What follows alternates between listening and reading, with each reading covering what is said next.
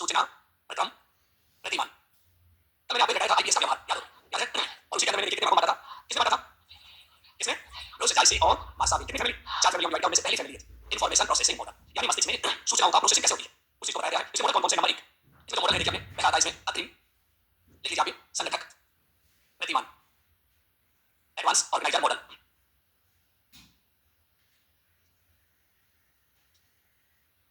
Model short में हम इसको कहते हैं एओएम, शॉर्ट में क्या कहते हैं? एओएम। इसका दिया हुआ ये मॉडल डेविड आसुबेल, इसके बाद दिया गया डेविड आसुबेल। अब देखिए इस टॉपिक में एक दूसरा मॉडल और आता है, संकल्पना अर्जन या प्रत्यय अर्जन। संकल्पना अर्जन कहते हो या उपलब्धि, उपलब्धि प्रतिमान, यानी कंसेप्ट अचीवमेंट मॉडल। ये दिया गया था जेरोम ब्रूनर, जेरोम ब्रूनर। इनके द्वारा दिया गया एक मॉडल। एक और दिया था इसके अंदर जिसका नाम है प्रच्छा, प्रच्छा प्रशिक्षण प्रतिमान, और ये किसके द्वारा दिया गया है? रिचर्ड सचमैन। इलिनॉइस विश्वविद्यालय में फिजिक्स के प्रोफेसर थे ये, जिनका नाम क्या था? रिचर्ड सचमैन या सकमैन भी लिखते हैं इनको, SACH है, इसलिए सकमैन भी बोला जाता है, एक ही है। उसके बाद एक और आता है वैज्ञानिक, साइंटिफिक प्रच्छा प्रतिमान, और ये दिया गया था देखिए जोसेफ, जोसेफ सतवाब। दोनों एक जैसे होते हैं और कई बार कंफ्यूज भी हो जाता है कि दो है या एक है, दो है या अलग। ये जीव विज्ञान के प्रोफेसर थे देखिए, शिकागो यूनिवर्सिटी में, अलग अलग दोनों देखिए। फिर उसके बाद जो और दिया गया इसके अंदर विकासात्मक प्रतिमान, ये किसका है? प्रतिमान जीन व्याधि का, ये भी एक मनोवैज्ञानिक थे। उसके अलावा एक और दिया गया अच्छा इसके अंदर स्मृति पर आधारित, क्योंकि स्मृति मेमोरी का संबंध विज्ञान से होता है, इसलिए इसी में आता है ये भी जेरी लुकास। इसके द्वारा दिया गया जेरी लुकास द्वारा। तो देखिए हमें ये दोनों नहीं पढ़ने, विकासात्मक प्रतिमान और स्मृति वाला। एक और आता है इसी कैटेगरी के अंदर आगमन चिंतन प्रतिमान, हिल्डी काबा का आगमन चिंतन प्रतिमान, ये भी सिलेबस में नहीं है, हिल्डी काबा। लेकिन ऑब्जेक्टिव टाइप में पूछे जाएंगे तीनों, क्यों पूछे जाएंगे? क्योंकि सूचना प्रक्रम के ये 7 पार्ट है और सूचना प्रक्रम अपने सिलेबस में रखा है, पूछा जाएगा। लेकिन इसमें से पढ़ना किसको है? इसको, इसको और इसके ऊपर एक और है अपना नंबर 1 डेविड आसुबेल का, ये हमें ध्यान रखना है, ये हमें पढ़ने हैं। स्मृति प्रतिमान, जेरी लुकास, आगमन चिंतन प्रतिमान, हिल्डी काबा, विकासात्मक प्रतिमान, जीन व्याधि। और ये विकासात्मक कौन से विकास? ज्ञानात्मक विकास पर आधारित दिया गया, ज्ञानात्मक विकास पर आधारित।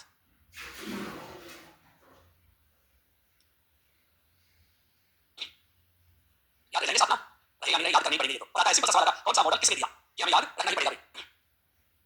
पहला कौन सा है? अग्रिम संगठक प्रतिमान, दूसरा संकल्पना उपलब्धि, प्रच्छा, प्रच्छा मतलब पूछताछ, इंक्वायरी, पूछताछ। फिर वैज्ञानिक तरीके से पूछताछ करना, फिर ये है ज्ञानात्मक विकास पर आधारित, और ये मेमोरी पर आधारित, और ये आगमन चिंतन, आगमन एक तरीका होता है उदाहरण से लेकर, और फिर देखिए मानसिक क्रियाओं के माध्यम से किसी नियम या सिद्धांत का प्रतिपादन करने की प्रोसीजर को हम कहते हैं इंडक्शन या आगमन। तो ये टोटल कितने हो गए? 7। तो यहाँ देखिए मैं आपको उसमें भी दिखाना चाहता हूँ टोटल जो हमारे पास, ये देखिए सूचना प्रक्रिया शिक्षण प्रतिमान, information processing model of teaching. यहाँ देखिए सबसे पहले रिचर्ड सचमैन का कौन सा लिखा हुआ है? पूछताछ, पूछताछ को मैंने लिखा था प्रच्छा, इंग्लिश में देखिए रिचर्ड सचमैन। अब इसको कई बार देखिए हम कैरी पढ़ते हैं CH को और चैरी पढ़ लेते हैं, तो कंफ्यूज ना हो, सकमैन या सचमैन। इंक्वायरी ट्रेनिंग मॉडल, फिर उसके बाद दिया ब्रूनर का, कौन सा है? ब्रूनर का जेरोम, जैसे क्या है? Jerome, Jerome Bruner. कौन सा इनका? कंसेप्ट अटेनमेंट मॉडल, जिसको हम शॉर्ट में कहते हैं CAM। उसके बाद देखिए अपना कौन सा है? डेविड आसुबेल का अग्रिम संगठन, संगठक प्रतिमान, एडवांस ऑर्गेनाइजर मॉडल। देने वाले कौन थे? David Ausubel. फिर आता है हिल्डी काबा, इंडक्शन वाला जो मॉडल का जिसको हम कहते हैं आगमन चिंतन प्रतिमान, इंडक्शन थिंकिंग मॉडल, जैसे यहाँ थिंकिंग लिखा, कई बार टाइपिंग वाले इनको लिख देते हैं, थोड़ा बहुत त्रुटि रह जाती है। फिर आता है जोसेफ जे सकवाब, क्या है? सकवाब, यानी कि जैविक विज्ञान पूछताछ प्रतिमान, इंग्लिश में लिखा बायोलॉजिकल साइंस इंक्वायरी मॉडल। फिर उसके बाद आता है जीन व्याधि का कौन सा है? विकासात्मक प्रतिमान। और जीन व्याधि ने कौन से विकास की बात की है? संज्ञानात्मक विकास की, कॉग्निटिव डेवलपमेंट की बात उन्होंने कही है। ये तो थे नाम हिंदी और अंग्रेजी में, कई बार इंग्लिश मीडियम के अपने साथ ही। अब देखिए मैं आपको वैसे बता रहा हूँ। दूसरा देखिए सामाजिक अंतर के लिए इसमें बहुत सारे मॉडल्स हैं, ये हमारे काम के नहीं है, क्योंकि फैमिली बना रहे थे उस समय मैंने आपको बताया था कि अलग अलग मॉडल्स दिए गए हैं, अलग अलग विद्वानों का कितने मॉडल हैं। आप देखेंगे व्यक्तिगत मॉडल में देखिए कार्ल रोजर का मॉडल दिया गया है, वंश का भी था, इसके बाद संरचनात्मक मॉडल डेविड हंट का मॉडल, ये आपने पढ़ा होगा लेवल ऑफ टीचिंग में, जो आज चिंतन विस्तार का शिक्षण बताता है डेविड हंट। चौथा कौन सा? व्यवहार परिवर्तन, ये तो विभिन्न अनुदेशन, सक्रिय अनुक्रिया प्रतिमान, और भी होंगे मॉडल्स देखिए अपने इसमें। और उसके बाद देखिए ये कई मॉडल हैं। अब देखिए हम एक मॉडल बनाते हैं जिसका नाम क्या है? एक एक चीज को समझने के मॉडल है, हेडिंग डालो। पहला मॉडल कौन पढ़ते हैं? कौन सा? अग्रिम संगठक प्रतिमान, AOM, AOM। जैसे मैं लिखा हूं वैसे लिखते हुए चलना है, कुछ चीजें फिर समझेंगे आराम से। नाम लिखिए सबने अग्रिम संगठक प्रतिमान, इंग्लिश मीडियम वाले अपना इंग्लिश में लिखना एडवांस ऑर्गेनाइजर मॉडल, शॉर्ट में लिखो AOM, AOM। अच्छा एक चीज और बता देता हूं, हम रह जाते हैं हिंदी के भरोसे, कई बार पेपर सेट क्या करता है अंग्रेजी को ही लिख देता है एडवांस है, और ऐसे देता है एडवांस ऑर्गेनाइजर। इसलिए देखिए दोनों भाषाओं को मैं यहाँ लेके आया हूं ताकि हमसे वो कैसे भी पूछे, क्योंकि मैंने ज्यादा क्वेश्चन देखे हैं इसके मॉडल के, वो इंग्लिश में लिख रखे हैं, ये त्रुटि अपनी नहीं है, इसलिए इसको अंग्रेजी में भी चाहे लिखना चाहे तो लिख लेना एडवांस ऑर्गेनाइजर मॉडल। सबसे पहले प्रतिपादक डेविड आसुबेल, प्रतिपादक डेविड आसुबेल। फिर लिखिए कोलंबिया विश्वविद्यालय में मनोवैज्ञानिक, प्रतिपादक डेविड आसुबेल, उनके पास ही लिख लीजिए कोलंबिया विश्वविद्यालय में मनोवैज्ञानिक, कोलंबिया विश्वविद्यालय में मनोवैज्ञानिक। आप रही कोलंबिया, कोलंबिया एक राज्य यूएसए का, वहीं पर यूनिवर्सिटी जिसका नाम क्या है? कोलंबिया। तो लिखिए ना कौन सा देश है? यूएसए लिखिए। उसके बाद लिखिए रूस जायसी व मार्सावी, रूस जायसी व मार्सावी द्वारा टीचिंग मॉडल नामक पुस्तक में, टीचिंग मॉडल नामक पुस्तक में इस प्रतिमान की उन्हें व्याख्या की, इस प्रतिमान की उन्हें व्याख्या की, उन्हें व्याख्या की। लिखिए ये तो कैसे हो गया डेविड आसुबेल और इस मॉडल के बारे में। लिखिए डेविड आसुबेल की मान्यताएं, और मान्यताओं को समझ के शब्दों मॉडल समझ में आ गया मैक्सिमम पार्ट। डेविड आशु बोल के मान्यताएं कुछ मान्यताओं को लेकर जरा फिर उन्होंने अपना मॉडल दिया, क्या सोचते थे वो देखिए, समझना है लिखना नहीं। सबसे पहले देखिए उन्होंने बात बताई डेविड आशु पे। अब डेविड आशु पे देखिए ये कहते हैं कि कोई भी विषय वस्तु बच्चे को दी जाती है पढ़ाने के लिए वो बहुत अच्छे ढंग से प्रस्तुत होनी चाहिए। कैसे होनी चाहिए? अच्छे ढंग से प्रस्तुत, पहली बात कहते हैं। और फिर आगे वो व्याख्या करके भी कहते हैं कौन सी विषय वस्तु अच्छे ढंग से प्रस्तुत करनी चाहिए, जो विषय वस्तु अमूर्त हो जिसका कोई चित्र नहीं बन सके, जो विषय वस्तु बड़ी जटिल हो, जो विषय वस्तु बड़ी कठिन हो, जिसे बच्चे को समझने के लिए क्या हो, जटिल हो, कठिन हो या अमूर्त विषय वस्तु जिसकी कोई मूर्त नहीं उसको क्या कहते हैं हम उस विषय वस्तु को बहुत अच्छे से प्रस्तुत करो बच्चे के सामने समझ में आ जाए। अगर आपने उसको अच्छे से प्रस्तुत नहीं किया तो बच्चा कभी समझ नहीं पाएगा। तो ये बिल्कुल सिंपल इस बात को डेविड आशु कहते हैं कोई भी विषय वस्तु बच्चे को दी जाती है पढ़ने के लिए उसे बहुत अच्छे ढंग से प्रस्तुत होनी चाहिए। दूसरी बात अच्छे ढंग से प्रस्तुत करने के लिए उन्होंने बताया कि वो विषय वस्तु का अर्थ समझ में आ जाए बच्चे के, अर्थपूर्ण अधिगम की उन्होंने क्या किया यहाँ पर बात कही है जिसे हम कहते हैं meaningful verbal learning. Meaningful verbal learning ये वर्ड दिया है शॉर्ट में हम क्या कहते हैं एमवीएल। ये जो विषय वस्तु है हमारी जटिल है, अमूर्त है, कठिन है, उसको बच्चे के सामने किस तरह से प्रस्तुत करोगे उसका अर्थ समझ में आ जाए। मीनिंगफुल का मतलब होता है अर्थपूर्ण, वर्बल का मतलब शाब्दिक और लर्निंग का मतलब होता है अधिगम, यानी अर्थपूर्ण शाब्दिक अधिगम हो जाना चाहिए। उस बच्चे को उसका अर्थ बहुत अच्छे से स्पष्ट हो जाना चाहिए। इस ढंग से उस विषय वस्तु को क्या करें प्रस्तुत करें। शॉर्ट में हमने नाम दिया एमवीएल मीनिंगफुल वर्बल लर्निंग। हिंदी में लिखे तो अर्थपूर्ण शाब्दिक अधिगम। तीसरी बात देखिए फिर और कहते हैं जो आप विषय वस्तु बच्चे के सामने प्रस्तुत कर रहे हैं प्रस्तुत करने का तरीका अच्छा होना चाहिए। वो ये कहते हैं विधियां कोई अच्छी नहीं होती है ना कोई विधि बेकार होती है। एक बार कहते हैं व्याख्या विधि बड़ी बेकार है, उन्होंने कहा नहीं व्याख्या विधि से भी अगर पढ़ाने वाला हो तो बहुत अच्छे से पढ़ा सकता है समझा सकता है, लेकिन जो प्रस्तुत करने वाला व्यक्ति है वो अच्छा बुरा हो सकता है, उसका तरीका अच्छा बुरा हो सकता है। विधियां तो सभी अच्छी होती है, प्रस्तुत करने की विधियां अच्छी होती है, सभी विधि अच्छी होती है। उसके बाद अभी और नई बात कहते हो तीन बातें होगी प्रस्तुत करने के तरीके पर। अब वो ये बात कहते हैं प्रत्येक बच्चे की ज्ञानात्मक संरचना कॉग्निटिव स्ट्रक्चर अलग अलग होती है। सब बच्चे जैसे होते हैं आप बेटे सभी जैसे हो नहीं, तो ज्ञानात्मक संरचना क्या होती है सबकी, ज्ञानात्मक संरचना अलग अलग होती है हर बच्चे की। तो हर बच्चा देखिए अलग अलग तरीके से सीखेगा। ज्ञानात्मक क्या कहते हैं कॉग्निटिव स्ट्रक्चर, प्रत्येक बच्चे की ज्ञानात्मक संरचना अलग अलग होती है। अगर हम ये कहते हैं सीखने का सबका तरीका अपना अलग अलग होता है, कोई एक तरीका सीखने का नहीं होता है। जब बच्चे का देखिए तरीका अलग अलग है तो उस बच्चे को सिखाया कैसे जाए ये बात उन्होंने बहुत अच्छी बताई है। सब बच्चे का मैकेनिज्म अलग अलग है तो वो एक बात कहते हैं कि कोई भी विषय वस्तु बच्चे को दी जा रही है पहली बार पढ़ाने के लिए वो विषय वस्तु देखिए उसको ज्ञानात्मक संरचना को ध्यान में रखते हुए दी जानी चाहिए। अगर उसके पास ये योग्यता नहीं है उस वस्तु को ग्रहण करने की तो कभी ग्रहण नहीं कर पाएगा। मैं समझा रहा हूं बच्चे का ध्यान नहीं है, योग्यता ध्यान नहीं है तो समझ पाएगा नहीं, समझ पाएगा जिसका ध्यान है वो समझ रहा है। तो ये दूसरी बात कहते हैं योग्यता की। योग्यता को क्षमता कहते हैं तो ज्यादा अच्छा होगा। प्रत्येक बच्चे में क्षमताएं अलग अलग होती है। अब उसके बाद ये कहते हैं कि जो बच्चे को विषय वस्तु दी जा रही है वो व्यवस्थित ढंग से दी जानी चाहिए, व्यवस्थित ढंग से। इसको हम क्या कह सकते हैं सिस्टमैटिक, पूरा ज्ञान से जोड़ते हुए दी जानी चाहिए उसको विषय वस्तु, व्यवस्थित ढंग से प्रस्तुत करें उसको क्रमबद्ध रूप से जिस भाषा में वो समझना चाहता है जिसकी जो योग्यता होगी उस रूप में वो विषय वस्तु उसको दी जानी चाहिए। ये मान्यता है ये सारी कहती है मान्यता लिखो एक नंबर एक। नंबर एक किसी भी विषय वस्तु को अच्छे ढंग से प्रस्तुत किसी भी विषय वस्तु को अच्छे ढंग से प्रस्तुत करना चाहिए। विषय वस्तु को अच्छे ढंग से प्रस्तुत करना चाहिए। या विषय वस्तु अंडरलाइन कर लीजिए, लिख लीजिए या विषय वस्तु कैसी हो अमूर्त यानी जटिल हो। सामान्य के लिए नहीं ये बात, सामान्य को तो बच्चा सामान्य रूप से समझ जाता है लेकिन जटिल विषय वस्तु अमूर्त जिसकी कोई मूर्त नहीं हो उसके संदर्भ में कार्य उनके द्वारा। नंबर दो दूसरी मान्यता लिखो विषय वस्तु अर्थपूर्ण शाब्दिक अधिगम। विषय वस्तु अर्थपूर्ण शाब्दिक अधिगम अंग्रेजी में लिखना इस चीज को meaningful verbal learning MVL. Meaningful verbal learning विषय वस्तु को अर्थपूर्ण शाब्दिक अधिगम के रूप में प्रस्तुत करना। विषय वस्तु को अर्थपूर्ण शाब्दिक अधिगम के रूप में प्रस्तुत करना चाहिए। नंबर तीन विषय वस्तु को प्रस्तुत करने की विधियों में कोई कमी नहीं होती। विषय वस्तु को प्रस्तुत करने की विधियों में कोई कमी नहीं होती। चौथी बात देखिए प्रत्येक बालक के सीखने की ज्ञानात्मक संरचना अलग अलग होती है। ज्ञानात्मक संरचना अलग अलग होती है। कॉग्निटिव स्ट्रक्चर सभी कैसी होती है अलग, प्रत्येक बच्चे में अपनी अलग अलग क्षमताएं होती हैं और चीजों को अपनी क्षमता के अनुसार बच्चा क्या करता है कितनी होगी। पांचवी मान्यता और लिखिए नवीन ज्ञान बालक तभी प्राप्त कर सकता है। नवीन ज्ञान बालक तभी प्राप्त कर सकता है जब उसे ज्ञान व्यवस्थित ढंग से प्रस्तुत किया जाए। व्यवस्थित ढंग से प्रस्तुत किया जाए अर्थात पूर्व ज्ञान के साथ अंतःक्रिया करते हुए नवीन ज्ञान प्राप्त करना।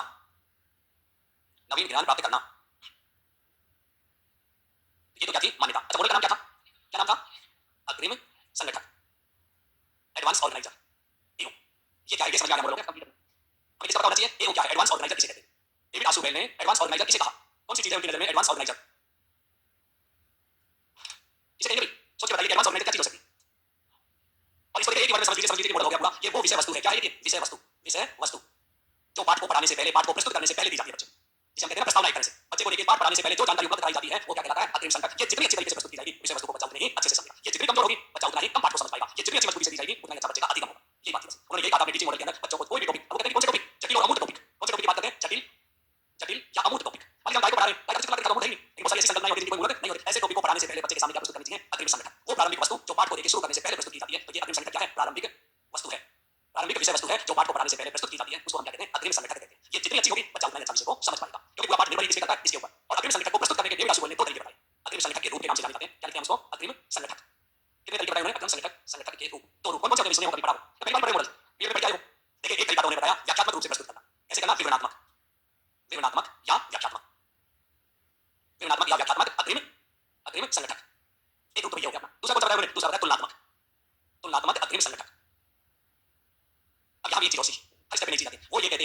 कोई नया टॉपिक पढ़ाने जा रहे हो पहली बार तो अग्रिम संगठन आपका कैसा होना चाहिए विवरणात्मक व्याख्यात्मक रूप से जो पढ़ाने जा रहे हो उससे रिलेटेड चीजें सबकी व्याख्या करके बच्चों को बताओ ताकि बच्चे पढ़ने के लिए क्या हो जाए तैयार हो जाए उसकी कहानी सुनाओ उसकी व्याख्या करो उसके दृष्टांत दो उसके उदाहरण दो कुछ भी करो लेकिन बच्चे को पढ़ने के लिए या अमूर्त विषय वस्तु को समझने से पहले क्या करो तैयार करो तब इसका प्रयोग किया जाएगा जब विषय वस्तु कैसी हो नवीन या अपरिचित विषय वस्तु कैसी हो विषय वस्तु नवीन हो जो पहली बार पढ़ने जा रहा है बच्चा या अपरिचित अपरिचित होने पर कौन से तरीके को काम लेंगे ये वाला देखिए अब आता है दूसरा तुलनात्मक जब विषय वस्तु का बच्चे को पूरा ज्ञान हो जब विषय वस्तु का बच्चे को क्या थोड़ा बहुत उसको नॉलेज है वो जानता है पूर्व कक्षा में उसको पढ़ के आया है तो अब हम क्या करेंगे पूरा ज्ञान और अब जो पढ़ाने जा रहे हैं उसके बीच में क्या करेंगे तुलना कि बच्चा कितना जानता है कितना नहीं जानता जब नॉलेज नहीं है तो तुलना कर नहीं सकते तो देखिए सीखने का बहुत अच्छा तरीका होता है एक बार हम कंसेप्ट पढ़ते हैं मैंने आपको पढ़ाया मैनेजमेंट याद हो एक का दिखाएगा वो अपने पर्यवेक्षण एक का दिखाएगा निरीक्षण दोनों में अंतर करें पर्यवेक्षण क्या कहता है निरीक्षण क्या कहता है तुलना करके दोनों कंसेप्ट क्लियर हो जाते हैं तो जब विषय वस्तु हमारी क्या हो पूरा ज्ञान पर आधारित होता है जिसके बारे में पूरा नॉलेज हो तो कौन सी विधि अपनानी चाहिए तो विषय वस्तु कैसे बच्चों के सामने प्रस्तुत करोगे तुलनात्मक जिसको आप जानते नहीं है तो क्या करके बताओगे कहानी करके बताओगे विवरण बताओगे उसका तो यहाँ कहा जाता है विषय वस्तु पूरा ज्ञान या पूरा परिचित हो पूरा परिचित होने पर कुछ समझ में आया थोड़ा सा तो आ जाएगा वापस समझ में आ गया अब मैंने अग्रिम संगठन क्या होता है तो भाई भाषा में कुछ करना है क्योंकि तो समझ में आ गया तो आसान से लेंगे और लिखवा दूंगा वेरी गुड पढ़ाने से पहले और पढ़ाने में कौन सी विषय वस्तु अमूर्त विषय वस्तु को पढ़ाने से पहले जो विषय वस्तु प्रस्तुत की जाती है वो क्या कहलाएगी अग्रिम संगठन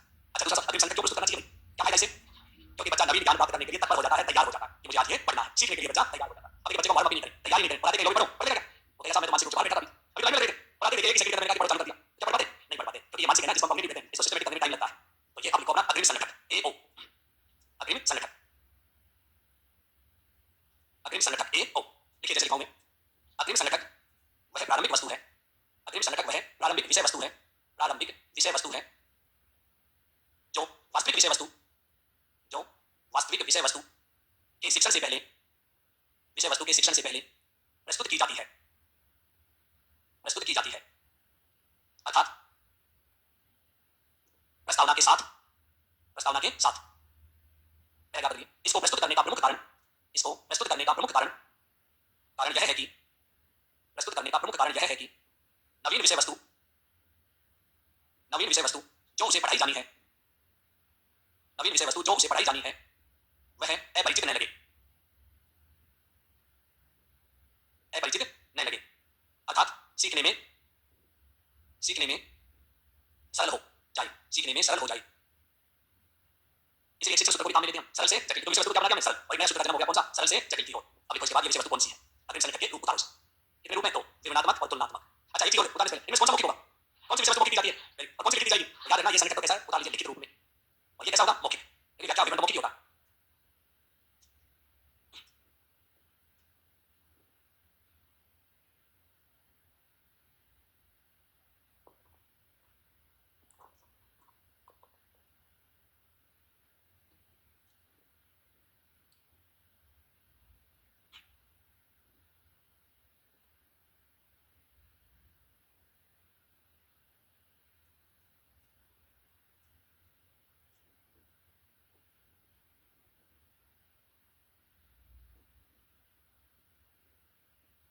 उतार लिया समझ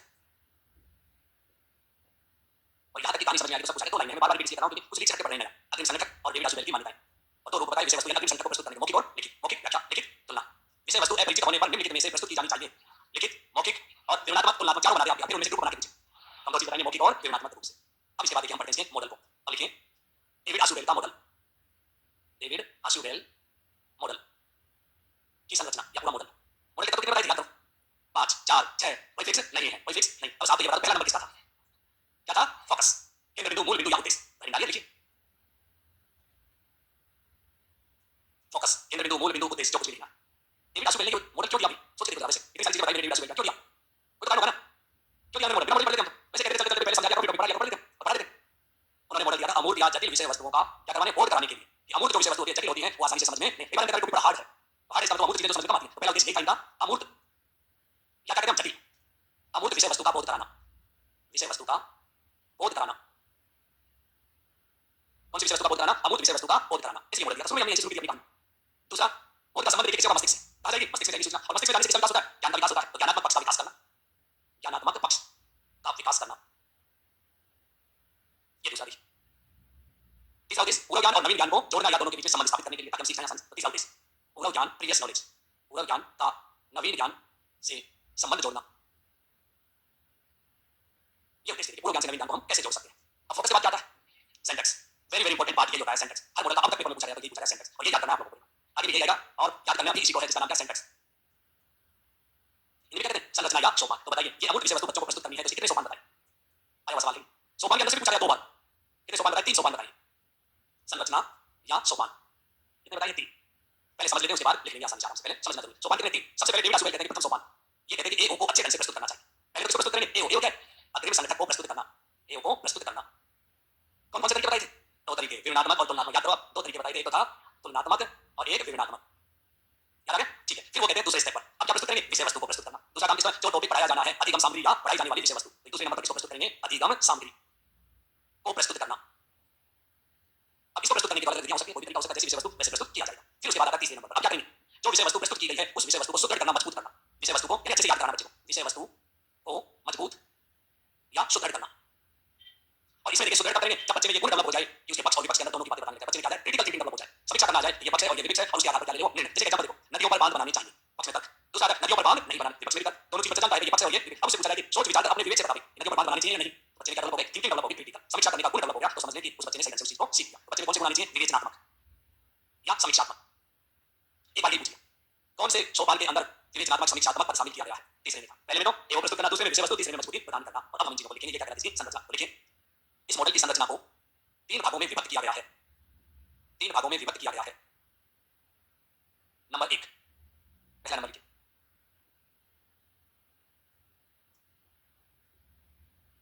नंबर 1, अग्रिम संगठक का प्रस्तुतिकरण।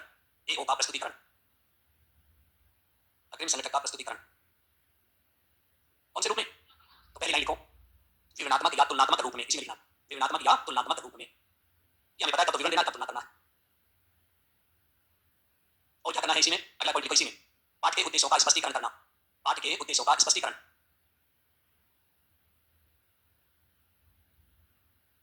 उसके बाद बालक के पूर्व ज्ञान का पता लगाना। बालक के पूर्व ज्ञान का पता लगाना। तो काम करते हैं भाई, कौन कौन से उद्देश्य प्राप्त करना चाहते हैं, बच्चे की नॉलेज का स्तर क्या है, और फिर उसके बाद हम क्या करते हैं? अग्रिम संगठक का प्रस्तुतिकरण। कि उसको पूर्व नॉलेज है या नहीं, नॉलेज है वैसे बेस नहीं, नॉलेज नहीं है तो इस तरीके से बेस नहीं। 2 तरीके हैं हमारे पास। अब देखो द्वितीय सोपान। ये तो कौन सा सोपान था हमारा? प्रथम। द्वितीय सोपान, अधिगम सामग्री का प्रस्तुतिकरण।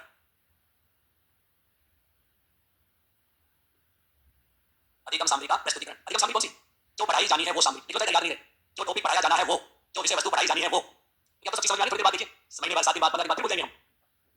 क्योंकि आप ये तो नहीं सोचते अधिगम सामग्री टीएलएम तो नहीं है, टीचिंग लर्निंग मटेरियल, वो नहीं है। जो टॉपिक पढ़ाया जाना है वो क्या कहलाता है? हमारी अधिगम सामग्री। लिखो इसके अंदर। इसमें अधिगम सामग्री औपचारिक रूप से, इसमें अधिगम सामग्री औपचारिक रूप से, इसमें अधिगम सामग्री औपचारिक रूप से प्रस्तुत की जाती है।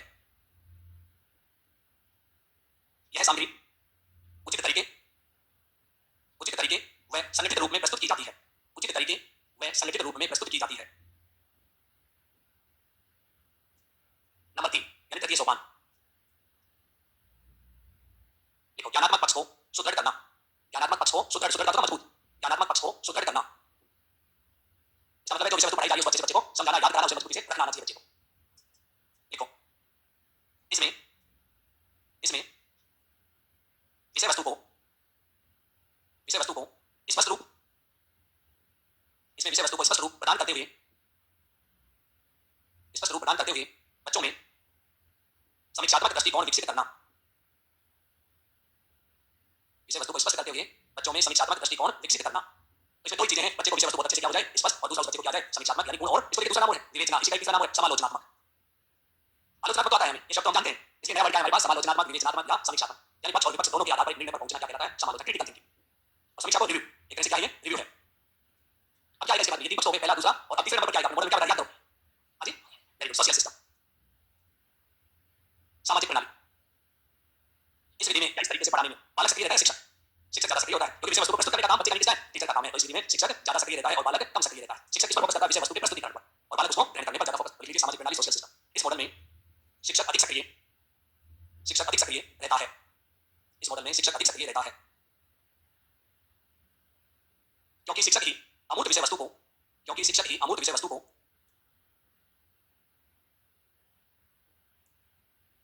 क्या लिखा? अमूर्त विषय वस्तु को प्रभावी ढंग से कक्षा में प्रस्तुत करता है। चौथा क्या है भाई? सपोर्टेड सिस्टम, समर्थन प्रणाली। कौन सी प्रणाली? समर्थन प्रणाली, सपोर्टेड सिस्टम। तो बताओ इस टॉपिक को पढ़ाने के लिए क्या चाहिए? चार्ट हो, मॉडल हो, फ्लम स्ट्रिप हो, इनके प्रयोग करने के बाद कही गई है ताकि अमूर्त विषय वस्तु बच्चे आसानी से समझें। यानी एक शिक्षण सामग्री क्या काम है? देखो, सपोर्टेड सिस्टम, हिंदी में लिखो समर्थन प्रणाली। देखिए, इसमें चार्ट, मॉडल, फ्लम स्ट्रिप आदि का प्रयोग किया जाता है। अगला क्या बताया था मैंने? इवोल्यूशन मूल्यांकन। लिख लीजिए तो, इवोल्यूशन मूल्यांकन, मूल्यांकन, इवोल्यूशन मूल्यांकन, मूल्यांकन। देखो इसमें मूल्यांकन के लिए लिखित और मौखिक रूप को अपनाया जाता है, लिखित और मौखिक रूप को अपनाया जाता है। लास्ट में क्या बताया था मैंने? उपयोग। बताओ इस मॉडल का क्या उपयोग हो सकता है? अमूर्त विषय वस्तु किसमें ज्यादा होती है? भाषा में होती है, क्योंकि भाषा में जो शब्द कोश होता है वो ज्यादा कैसा होता है? अमूर्त, छोटे छोटे शब्दों की क्या बताई जाती है? अवधारणा। इसलिए कहा जाता है भाषा शिक्षण के लिए एक अच्छा मॉडल है। इस मॉडल का प्रयोग करते हुए हम बच्चों को भाषाओं का ज्ञान करा सकते हैं। आया हुआ सवाल पूछा था उसमें, कौन से उसके लिए उपयोग करेगा? भाषा शिक्षण का उपयोग। और उपयोग नंबर 1, भाषा शिक्षण में विशेष उपयोगी, भाषा शिक्षण में विशेष उपयोगी। नंबर 2, और किसके लिए? अमूर्त अवधारणाओं का अध्ययन कराने के लिए उपयोगी। नंबर 2, अमूर्त अवधारणाओं का अध्ययन कराने के लिए उपयोगी, अमूर्त अवधारणाओं का अध्ययन कराने में उपयोगी। अधिगम के स्थानांतरण में सहायक, अधिगम के स्थानांतरण में सहायक। एक मॉडल समाप्त हो जाता है अपना। अब आता है इसके बाद एक और मॉडल जिसका नाम क्या था? प्रच्छा मॉडल। लिखिए उसके बाद प्रच्छा, प्रशिक्षण, प्रतिमान। इंग्लिश में क्या कहेंगे? Inquiry training model, inquiry training model, ITM. प्रच्छा, प्रशिक्षण, प्रतिमान।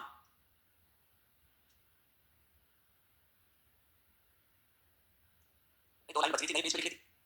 नई पेज पे नया मॉडल, नया टॉपिक है, हर मॉडल अलग है, लेकिन सब दो लाइन कैसे खराब हो जाए? नई पेज पे लिखोगे हर मॉडल से अलग अलग सवाल बनते हैं, अलग चीजें पूछेगा। अपने आप ही शब्द कहेंगे मॉडल, अपने आप ही कैसे हैं शब्द। तो देखिए सबसे पहले बात करते हैं प्रच्छा। प्रच्छा को हम क्या कहते हैं? पूछताछ या प्रश्न पूछना। बात लिखोगे प्रच्छा का अर्थ पूछताछ या प्रश्न पूछना, पूछताछ करना या प्रश्न पूछना। प्रच्छा शब्द आप लिखिए पूछताछ करना या प्रश्न पूछना। अब देखिए हमारे पास दो लोग हैं, एक होता है शिक्षक और एक होता है शिक्षार्थी। दोनों प्रश्न पूछते हैं। टीचर कक्षा में आता है तो किस तरह के प्रश्न पूछता है? टीचर हमेशा सबसे पहले आता है तो कौन से सवाल पूछता है? पूरा ज्ञान का पता लगाने के लिए, बच्चों का स्तर कैसा है उनका अन्वेषण करने के लिए, जिसको हम कहते हैं खोज। अन्वेषण को क्या कहते हैं? और खोज का मतलब ये है कि बच्चों को क्या आता है क्या नहीं आता, उनके प्रीवियस नॉलेज का पता लगाना। अच्छा बालक, बालक कैसे पूछता है? क्योंकि बालक के अंदर देखिए जिज्ञासा भरी हुई होती है। बच्चा बड़ा जिज्ञासु, हर चीज टीचर बोलता है उसे तुरंत उसके माइंड में सवाल आता है, ये क्या होगा, ये कैसे हुआ? क्योंकि बच्चे के मन में क्या होती है? जिज्ञासा। बच्चा हमेशा सवाल पूछता है जिज्ञासा भरे हुए, और टीचर पूछता है पूरा ज्ञान का पता लगाने के लिए बच्चों को क्या आता है क्या नहीं आता, ताकि मैं उनको नई जिज्ञासा से समझा दूं। इसलिए देखिए ये जो मॉडल दिया गया है इसका मूल उद्देश्य यही है, सीखने सिखाने की प्रक्रिया, अधिगम प्रक्रिया को पूछताछ के माध्यम से संपादित करना। इसके माध्यम से पूछताछ का एक तरीका सिखाना, और पूछताछ का वास्तविक तरीका होता है, पूछताछ एक विधि है, और वो भी कैसी? साइंटिफिक विधि है। आप एक सोच के देखिए, जैसे सवाल पूछे सामने वाला वैसे जवाब देता है। जैसे सड़क पर खड़े होकर हरियाणा के अंदर से आपने कहा कि सड़क कहां जाती है, वो कहता है मैं तो परसों से देख रहा हूं यहीं नहीं जाती। जैसे सवाल पूछे वैसे जवाब देगा। अब देखिए कई बार आप इंक्वायरी विंडो पे जाते हो, वहां से उठपटांग सवाल पूछते हो, जवाब भी कैसे देता है? उसी भाषा में एक का जवाब पता से। अगर आप बहुत अच्छे लहजे से बातचीत करते हैं, सामने वाला कितने गुस्से में हो, वो देखिए बिल्कुल डाउन होता है, आपको उसी सहजता से उत्तर देगा। और ये चीज बचपन से सिखाई जाती है बच्चों को, क्योंकि ये एक तरीका है। अभी यहाँ के लोगों से पता है, कल मैं यहाँ से क्लास से जा रहा था, पता नहीं सोचेगा बैठा से हो, और ऐसे पट्टी से पढ़ते हुए जवाब दे देगा। ये आप देखिए, अब देखिए उसकी नजर में वो चीज बिल्कुल सही थी जिसने भी पूछा। क्यों? क्योंकि भाषा इसी तरह से सिखाई गई थी। लेकिन जब आप सार्वजनिक रूप से बोल रहे हैं तो पहले ये देखो कि आपकी भाषा सार्वजनिक भाषा है या नहीं है। आप किस व्यक्ति से किस तरह से बात कर रहे हो, क्योंकि आप अपने दोस्तों से बात करो कैसे भी करो, लेकिन जब आपने यहाँ मंच पर आकर आपको कहा जाए पढ़ाया जाए तो हमारा प्रदेश में हिंदी भाषा में पढ़ाया जाता है, लेकिन क्षेत्रीय भाषा में पढ़ाओगे हिंदी पढ़ाना पड़ेगा, नहीं तो बच्चों को समझ में नहीं आएगा। क्योंकि अलग अलग क्षेत्रों के बच्चे बैठे हुए हैं, हमारे साइड में भाषा बोली जाती है, हमारे पश्चिम के अंदर हमारी राजस्थान भाषा बोली जाती है, तो दक्षिण वालों की बिल्कुल अलग भाषा है। तो इस तरह से अलग अलग चीजें होंगी, तो एक भाषा तो होनी चाहिए। उस भाषा को क्या होनी चाहिए? वैज्ञानिक विधि, यानी बातचीत करने का क्या हो तरीका हो, और ये तरीका बचपन से आता है, बड़े होकर नहीं सीखा जाता। और उसी समय हम इन चीजों को बच्चों को क्या देंगे? ट्रेनिंग देंगे। इस विधि के माध्यम से पढ़ना सिखा दो, बच्चे प्रश्न उत्तर के माध्यम से क्या सीख जाते हैं? पढ़ना सीख जाते हैं, और पढ़ते पढ़ते नई चीजों की क्या करने लग जाते हैं। क्योंकि बच्चा देखिए जिज्ञासा में क्या है बच्चे में? खोज। बच्चे में क्या है? खोज। वो कैसे सवाल पूछेगा? खोज वाले सवाल पूछेगा। फिर उसके बाद उस जैसे उस खोज का पता लगता है तो उसका क्या करने लग जाता है? और खोल खोल के पूछने लग जाता है, विश्लेषण करने लग जाता है। और फिर देखिए विश्लेषण के बाद जो आंकड़े आए हैं उसके पास उन आंकड़ों की सत्यता का पता लगाता है कि भाई जो मैं विश्लेषण कर रहा हूं, मैंने जो सूचनाएं प्राप्त की सही है या गलत है, उनका क्या करना? सत्यापन करना। ये कहलाता है वैज्ञानिक विधि। उसको हम क्या कहेंगे? खोजपूर्ण प्रश्न पूछना, आंकड़े इकट्ठे करना, आंकड़ों की सत्यता का पता लगाना, उनका विश्लेषण करना, ही क्या कहलाता है? प्रच्छा, प्रशिक्षण, प्रतिमान के गुण साधे हैं। अब बात करते हैं कि किसने दिया, क्या दिया, कैसे दिया। चलो पहला तरीका हमने अर्थ, और अब बात करते हैं देखिए प्रच्छा प्रतिमान। देखिए अपने इसमें आते 3 कितने प्रतिमान है? प्रच्छा पर आधारित प्रतिमान। देखो प्रच्छा पर आधारित प्रतिमान, एक प्रतिमान का तो नाम है प्रच्छा प्रशिक्षण प्रतिमान। एक का नाम देखिए यहाँ पर आता है जीव वैज्ञानिक प्रच्छा प्रतिमान, जिसे हम कहते हैं बायोलॉजिकल साइंटिफिक इंक्वायरी मॉडल। एक आता है सामाजिक प्रच्छा प्रतिमान। ये जो मॉडल दिया गया था रिचर्ड सचमैन या सकमैन, इलिनॉइस विश्वविद्यालय में प्रोफेसर थे, और वो भी भौतिकी के विश्वविद्यालय में प्रोफेसर। कौन से सब्जेक्ट के? भौतिकी के, फिजिक्स के। दूसरे देखिए जीव विज्ञान के प्रोफेसर से शिकागो यूनिवर्सिटी में, और जिनका नाम था जोसेफ जे सकवाम। ये जीव विज्ञान के प्रोफेसर, बायोलॉजी, शिकागो यूनिवर्सिटी। और ये देखिए इस प्रतिमान को देने वाले थे बेंजामिन कॉक्स, बेंजामिन कॉक्स। और दूसरे थे बायरन, ये सोशलिस्ट तरीके थे, देखिए यूएसए के। तो इस तरह से देखिए अपने कोर्स में ये वाला दे रखा है, लेकिन जब ऑप्शन में आते हैं तो सारे पूछेगा। पता होना चाहिए कि प्रच्छा से रिलेटेड कौन कौन से मॉडल हैं और किस किसके द्वारा दिए गए हैं।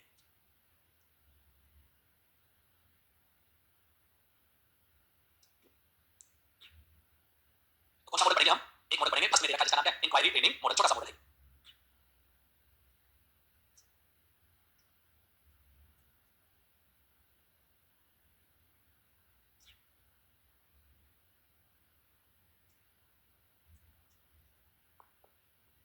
देखिए जैसे हमने डेविड आसुबेल के विचार पढ़े थे पहले, इनका भी कुछ मानना था सचमैन का भी, इनके भी कुछ विचार है, ताकि विचारों को पढ़कर मॉडल आसान हो जाता है थोड़ा सा। तो देखिए सचमैन या सकमैन के विचार या मान्यताएं।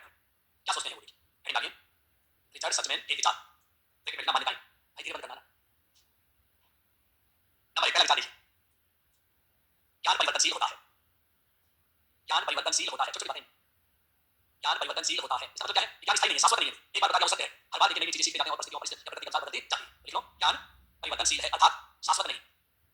शाश्वत नहीं। दूसरा विचार, किसी भी प्रश्न का कोई एक उत्तर नहीं होता। किसी भी प्रश्न का कोई एक उत्तर नहीं होता। एक उत्तर नहीं होता। तथ्यात्मक सवाल को छोड़ दीजिए, किसी से सवाल पूछ के देखो। कोई तथ्य मत पूछो, बाकी आप पूछे सवाल भी अलग करेगा। हर प्रश्न का उत्तर एक नहीं होता, व्यक्तियों पर निर्भर है कि उसकी नजर में सवाल क्या है, उसका आंसर क्या है। जैसे जनरली पूछते पत्रकार किसी से, अलग लोगों का नजरिया आता है नहीं आता, उसको निकल के देखो तीसरी मान्यता, समस्या का समाधान पूछताछ से किया जा सकता है। समस्या का समाधान पूछताछ से किया जा सकता है। ये तो सरल बात ही कह रहा है, ज्यादा जटिल बात नहीं। चौथे नंबर पर, ये भी याद रखिए, पेपर में आएंगे तो चार ऑप्शन सही नजर आएंगे वहां जाके, और आया हुआ सवाल है इनके विचारों से। चौथे नंबर पर, किसी भी व्यक्ति को पूछताछ प्रक्रिया से, किसी भी व्यक्ति को पूछताछ प्रक्रिया से अवगत कराया जा सकता है। अवगत कराया जा सकता है, इसका मतलब क्या है? हर बच्चे को, हर व्यक्ति को ये विधि पढ़ाई जा सकती है। ऐसे सवाल पूछो आप, सबको बताई जा सकती है, कोई जटिल प्रक्रिया नहीं है। अगला लिखो, अगली बात क्या कह रहे हो? पूर्व ज्ञान के आधार पर नवीन ज्ञान की खोज की जा सकती है। पूर्व ज्ञान के आधार पर नवीन ज्ञान की खोज की जा सकती है। कितने हो गए? छठा लिखो, पारस्परिक अंतःक्रिया को प्रोत्साहन। पारस्परिक अंतःक्रिया को प्रोत्साहन, इसका क्या मतलब है? पारस्परिक अंतःक्रिया को प्रोत्साहन, प्रश्नों के माध्यम से एक दूसरे बच्चे आपस में क्या करते हैं? प्रोत्साहन देते हैं। क्या देते हैं इसमें? प्रोत्साहन और आगे बढ़ाते हैं। एक सवाल पूछा था पिछली बार, वह मॉडल कौन सा है जिसमें अंतःक्रियात्मक प्रोत्साहन दिया जाता है? अच्छा है, प्रश्न पूछा है एक दूसरे को क्या कहते हैं? अंतःक्रिया और आगे बढ़ाते हैं। ऐसे नकारात्मक सवाल नहीं पूछे जाते हैं ज्यादातर। कैसे पूछे जाते हैं? इसमें पॉजिटिव सवाल पूछे जाते हैं। अच्छा, इसमें तो पढ़ाया जाता है या बातचीत की जाती है, वैसे पढ़ा करके चलाओ, आगे टॉपिक पढ़ने की व्याख्या करनी नहीं। बच्चे सवाल पूछेंगे और सामने वाले बच्चे को हाँ ना में उत्तर देना पड़ेगा। वर्तमान में भारत के प्रधानमंत्री श्री नरेंद्र मोदी जी हैं, आपको जवाब देना हाँ या ना, उसी से रिलेटेड, फिर उसी से रिलेटेड पूछते चले। ऐसे क्रमबद्ध प्रश्न पूछे जाते हैं और कंटिन्यूअसली लिया जाता है। अगर बच्चा गलती से ऐसा सवाल पूछ लेता है जिसका उत्तर हाँ ना में नहीं है, तो टीचर तुरंत टोक देता है, ये सवाल गलत है। सवाल दोबारा से पूछो, ऐसा पूछो जिसका उत्तर किसमें हो, और जब हाँ ना में नहीं होता है सारा विवरण तो सामने आ जाता है, केवल आपको सोच के बताना है कि सही है या गलत, और सवाल पूछना सीख जाते हैं। छोटे बच्चों को ट्रू और फॉल्स वाले सवाल बनाना आता है। बच्चा बोलता है इसकी वही प्रक्रिया है, ट्रू और फॉल्स वाली, बच्चे को बताते तुरंत बच्चा हाँ हो या ना में उत्तर देता है। तो वह मॉडल कौन सा है जिसमें बच्चा हाँ ना में उत्तर देता है? रचा मॉडल है। अब लिखिए सच में का विचार, वो अनुसार की परिभाषा है जो पूछी जा सकती है एग्जाम। ये तो कहते हैं कि विचार या मान्यताएं, इसके बाद अलग से लिखो। सच में के अनुसार उनका क्या सोचना है इस विधि के बारे में, क्योंकि उनके द्वारा तो दी गई विधि है। देखो इसका लक्ष्य, इसका लक्ष्य बच्चों में, इसका लक्ष्य बच्चों में खोज एवं, बच्चों में खोज एवं विश्लेषण की दक्षता विकसित करना। खोज एवं विश्लेषण की दक्षता विकसित करना, दक्षता विकसित करना, जिससे जिससे स्वयं बालक व्याख्या कर सके, स्वयं बालक व्याख्या कर सके, खोज कर सके, खोज कर सके और सत्यता का पता लगा सके, सत्यता का पता लगा सके, सत्यता का पता लगा सके। तो ये तो देखिए हमारे इनके रिचर्ड साहब के विचार क्या थे, बच्चों में क्या डेवलप करना चाहते, कौशल डेवलप करना चाहते थे। खोज करने का कौशल, खोज प्रश्न पूछो और उन प्रश्नों का विश्लेषण, और फिर देखिए उसके बाद सत्यता का पता लगाना, वास्तविक संबंधों का पता लगाना, ये सब पता लगाना इसके माध्यम से, केवल प्रश्नों के माध्यम से। और अब चलते हैं इस मॉडल के अंदर। मॉडल के अंदर वही पद, अपने पहला पद कौन सा? फोकस। दूसरा पद कौन सा? तो देखिए अपने इसमें मॉडल की संरचना, पहला पद फोकस, उद्देश्य, मूल बिंदु, मुख्य बिंदु। क्या उद्देश्य होगा? बच्चों में क्या डेवलप करना चाहते हैं? किसी ट्रेनिंग, पूछताछ करने का कौशल विकसित करना चाहते हैं कि बच्चा वैज्ञानिक ढंग से क्या करे, बातचीत करे और सवाल पूछना सीख जाए। ये ट्रेनिंग है इसमें। देखिए नंबर 1 मॉडल में फोकस, फोकस लिखो नंबर 1, बच्चों में वैज्ञानिक विधि से, बच्चों में वैज्ञानिक विधि से पूछताछ कौशल विकसित करना, बच्चों में वैज्ञानिक विधि से पूछताछ कौशल विकसित करना। कौन सा कौशल विकसित करना? पूछताछ करने का तरीका। अब पूछताछ करके बच्चे की किसमें वृद्धि होती है? ज्ञान में। वेरी गुड, इसमें वृद्धि करता है। तो दूसरा उद्देश्य लिखिए, ज्ञानात्मक पक्ष का विकास करना, ज्ञानात्मक पक्ष का विकास करना, ज्ञानात्मक पक्ष का विकास करना। नंबर 2, अरे ये वाला सिंटैक्स, संरचना, इसके भी सोपान पूछे जाते हैं। वेरी वेरी इंपॉर्टेंट, मोस्ट लिखो। 3 मॉडल के सोपान याद करने हैं हमें, बाकी तो एक बार पढ़ते याद हो जाएगा। आगे सोपान भी याद हो गए, पहले वो प्रस्तुत करना, फिर विषय वस्तु प्रस्तुत करना और उसके बाद समीक्षा करना उस चीज की, सुकर और मजबूती से। देखिए सिंटैक्स, संरचना, संरचना में लिखो, रक्षा प्रतिमान को 5 सोपानों में विभक्त किया गया है, 5 सोपानों में विभक्त किया गया है, विभक्त किया गया है। नंबर 1, समस्या का सामना करना, एनकाउंटर विद प्रॉब्लम। पहला देखिए, समस्या का सामना करना। सबसे पहले देखिए बच्चों के सामने क्या की जाती है? समस्या प्रस्तुत की जाती है, पहला काम, इसलिए उसको क्या कहा जाए? समस्या का सामना करना, एनकाउंटर विद द प्रॉब्लम। दूसरा काम देखिए, दूसरा सोपान, अच्छा व्याख्या करें तो जो आप बच्चों को पढ़ाना चाहे उस विषय वस्तु से क्या कराना? परिचय कराना, उसके बारे में बताना कि कौन सा टॉपिक है, उस घटना के बारे में बताना, उस प्रॉब्लम के बारे में बताना, बच्चों के सामने क्या करना? प्रस्तुत करना। नंबर 2, दूसरा सोपान, आंकड़े एकत्रित करना। नंबर 2, दूसरा सोपान, आंकड़े एकत्रित करना। दूसरा और तीसरा सोपान सेम है, तीसरे में भी हम क्या करेंगे? आंकड़े एकत्रित, लेकिन दूसरे नंबर पर जो आंकड़े हम एकत्रित करते हैं वो किसके लिए? सत्यापन के लिए, और दूसरे के बाद तीसरे पे आते हैं वहां आंकड़े एकत्रित करते हैं प्रयोग के लिए, जिनका हम समस्या समाधान में क्या कर सकें? प्रयोग करने के लिए, और यहाँ उस समस्या का सत्यापन करने के लिए, पुष्टि करने के लिए। लिख लो दूसरा सोपान कौन सा? आंकड़ों का एकत्रीकरण करना, लिख लो, सत्यापन के लिए। जो घटना घटित हो रही है, जो समस्या है उसकी जांच करना या पुष्टि करने के लिए क्या करते हैं? आंकड़े एकत्रित करते हैं उससे रिलेटेड। नंबर 3, आंकड़े एकत्रित करना, तीसरा भी आता है इसमें, आंकड़े एकत्रित करना। और ये आंकड़े किसके लिए? प्रायोगिकरण के लिए या प्रयोग के लिए। और एक चीज याद रखना, प्रयोग करने से पहले यहाँ क्या बनाई जाती है? परिकल्पना। ये नोट कर लो, क्योंकि इस मॉडल के अंदर क्या बनाई जाती है? परिकल्पना। कौन सा भाग है ये? तीसरा। लिखो इसमें, इसमें इसमें तथ्यों के आधार पर परिकल्पना का निर्माण किया जाता है, तथ्यों के आधार पर परिकल्पना का निर्माण किया जाता है।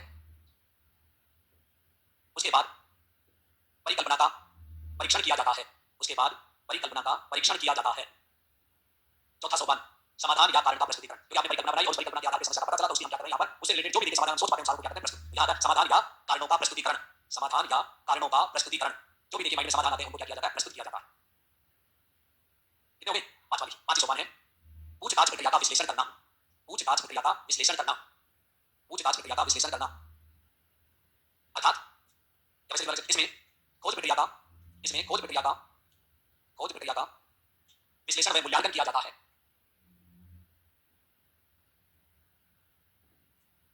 तीसरे नंबर पर क्या कार्य? अच्छा वैसे हम याद करें क्योंकि ये तो लिखने के लिए हो गया। सबसे पहले तो देखिए समस्या बच्चों के सामने प्रस्तुत की जाती है। समस्या को क्या किया जाता है? प्रस्तुत। वो क्या करता है? सामना। जैसे ही समस्या आई उस समस्या से रिलेटेड आप लिखते हो ये समस्या किस मैटर से किस चीज से रिलेटेड है और दो बार आप लिखते हैं। सबसे पहले तो किसके लिए आगे? इसके लिए सत्यापन के लिए और दूसरे नंबर पर प्रयोग के लिए। फिर हम समाधान ढूंढते हैं उसी का किनके आधार पर? नामों के आधार पर। फिर उसके बाद हम उस समस्या के समाधान का क्या करते हैं? विश्लेषण कर लेते हैं। ऐसे याद करो ध्यान देगा बाकी सभी का आएगा पेपर। समस्या प्रस्तुत आगे इकट्ठे समाधान और उसके बाद विश्लेषण। जो समाधान हमने निकाला सही है या गलत है ये विश्लेषण करना। वैसे देखिए समस्या आई समस्या आगे इकट्ठे की समाधान निकाला समाधान सही है या गलत उसका क्या करते हैं? विश्लेषण। तो तीसरे नंबर पर क्या आएगा? इसके अंदर क्या दिया हमने? तीसरे नंबर पर सोशल सिस्टम से पहले प्रतिक्रिया के नियम। किसी मॉडल में होते हैं नियम और किसी में नहीं होते हैं। ये नई चीज आई है कल रिफाइन कैसे बारे में प्रतिक्रिया के नियम। प्रिंसिपल्स ऑफ रिएक्शन प्रतिक्रिया के नियम या नियम एक ही बात है। अब देखिए जनरल बाद में क्या क्या करेगा? छात्र ऐसे प्रश्न पूछे जिनका उत्तर किसमें हो या मैंने पहले बताया था आपको। दूसरा देखिए यस या नो के अतिरिक्त अन्य प्रश्न पूछने पर शिक्षक सुधार के लिए कहेगा। जैसे उसने अलग तरह का उत्तर को सवाल पूछा इधर तो होता है कि सवाल में क्या करो सुधार करो। और देखो गलत प्रश्न की और बच्चों का ध्यान केंद्रित करना कि ये सवाल गलत है दोबारा से इसको पूछिए। फिर प्रश्न पूछने का स्वतंत्र वातावरण होना चाहिए बच्चों को। फिर छोड़ा जाए जो मन में जिज्ञासा है उनसे रिलेटेड सारे सवाल पूछे। ऐसा नहीं कोई फाउंडेशन बना दीजिए। पूछताछ प्रक्रिया की अपनी एक विशेष भाषा होती है। तरीका होता है ऐसे कोई पूछताछ किसी सवाल पूछो भाषा का मतलब सीक्वेंस होती है वैज्ञानिक तरीका होता है जिसके अंदर क्या करना चाहिए? पूछताछ। देखो इसके अंदर वही सिंपल सी बात है। नंबर 1 मैं बोल रहा हूं आप लिख लेना। नंबर 1 छात्र ऐसे प्रश्न पूछे जिनका उत्तर यस या नो में हो। नंबर 2 यस या नो के अतिरिक्त अन्य प्रकार के प्रश्न पूछने पर शिक्षक सुधार के लिए कहेगा। नंबर 3 गलत प्रश्न की ओर शिक्षक बच्चों का ध्यान केंद्रित करेगा। उसके बाद प्रश्न पूछने की पूर्ण आजादी।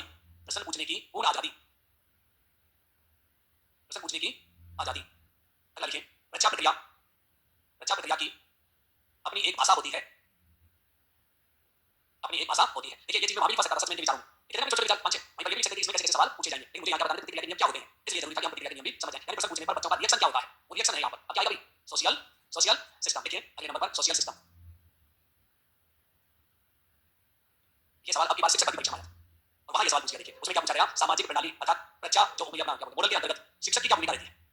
दोनों शिक्षक और शिक्षार्थी इसके अंदर दोनों को देखते हैं। शिक्षक की भूमिका देखते हैं और शिक्षार्थी की भूमिका तो पता है कुछ सीख रहा होगा क्या कर रहा है सही बात। लेकिन टीचर की क्या भूमिका होती है? सवाल पूछा तो देखिए टीचर की भूमिका होती है गाइड। बच्चों को गाइड करता है काम ऐसा नहीं करोगे ऐसा नहीं। वह अनुदेशक और इंस्ट्रक्शन भी देता रहता है। वह अनुदेशक देखो इसमें शिक्षक की भूमिका गाइड में अनुदेशक इंस्ट्रक्टर की भूमिका शिक्षक की भूमिका ऐसी होगी गाइड में। दूसरी लाइन में शिक्षक और शिक्षार्थी के मध्य मधुर संबंध।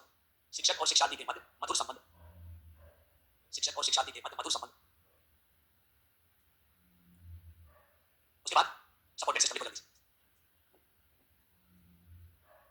सपोर्टेड सिस्टम सहायक प्रणाली। देखिए इसके अंदर लिखित रूप में किसी समस्या या घटना का वर्णन करने वाला चार्ट। क्योंकि जो समस्या बच्चों को देने उससे रिलेटेड कोई भी विवरण हो वो लाकर बच्चों के सामने टांग सकते हैं और बच्चा उस घटना को जान सकते हैं। दूसरी शामिल समस्या समाधान में सहायक कोई भी साधन।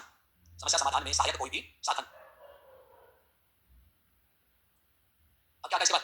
एक और है मूल्यांकन। देखिए मूल्यांकन प्रयोगात्मक रूप से क्योंकि प्रैक्टिकल करवाया जाता है बच्चों को। एक बच्चों को सवाल बोलना सिखाया जाता है उसकी ट्रेनिंग दी जाती है। देखिए मूल्यांकन की विधि कौन सी है? प्रयोगात्मक। उपयोग क्लास में क्या उपयोग इस मॉडल का? बच्चा वैज्ञानिक ढंग से बातचीत करना सीख जाता है। वैज्ञानिक ढंग से बातचीत करना सीख जाता है। बालक वैज्ञानिक ढंग से बातचीत करना सीख जाता है। ये इसका उपयोग था। और बातचीत के माध्यम से बच्चे में क्या होता है? ज्ञानात्मक और वैज्ञानिक का विकास। अच्छा बातचीत से बच्चा क्या सीखता है? आंकड़े एकत्रित करना, आंकड़ों का विश्लेषण करना, आंकड़ों की सत्यता की खोज करना, आंकड़ों का आपस में संबंध स्थापित करना। ये तो सीखता बच्चा प्रश्नों के। अच्छा प्रश्न पूछता है तो बच्चा क्या करता है? विषय वस्तु के देखिए कोई तो नई आदि वस्तु पूछता है, कोई पूर्व की वस्तु, कोई दो चीजों में क्या करता है? कोरिलेशन। ठीक है और उन्हीं के माध्यम से विषय वस्तु को सीखते हैं। अगर नया शब्द सीखेंगे हम शब्द रहते हैं उपलब्धि प्रतिमान। फिर लिखिए उसके बाद इसे प्रत्यय अर्जन भी कहते हैं। और इंग्लिश में क्या नाम है? Concept attainment model CAM। अंग्रेजी में नाम लिखो इसका कंसेप्ट ये सी है कंसेप्ट अटेनमेंट मॉडल। देखिए हिंदी और अंग्रेजी में सबसे पहले लिखो प्रतिपादक जेरोम ब्रूनर।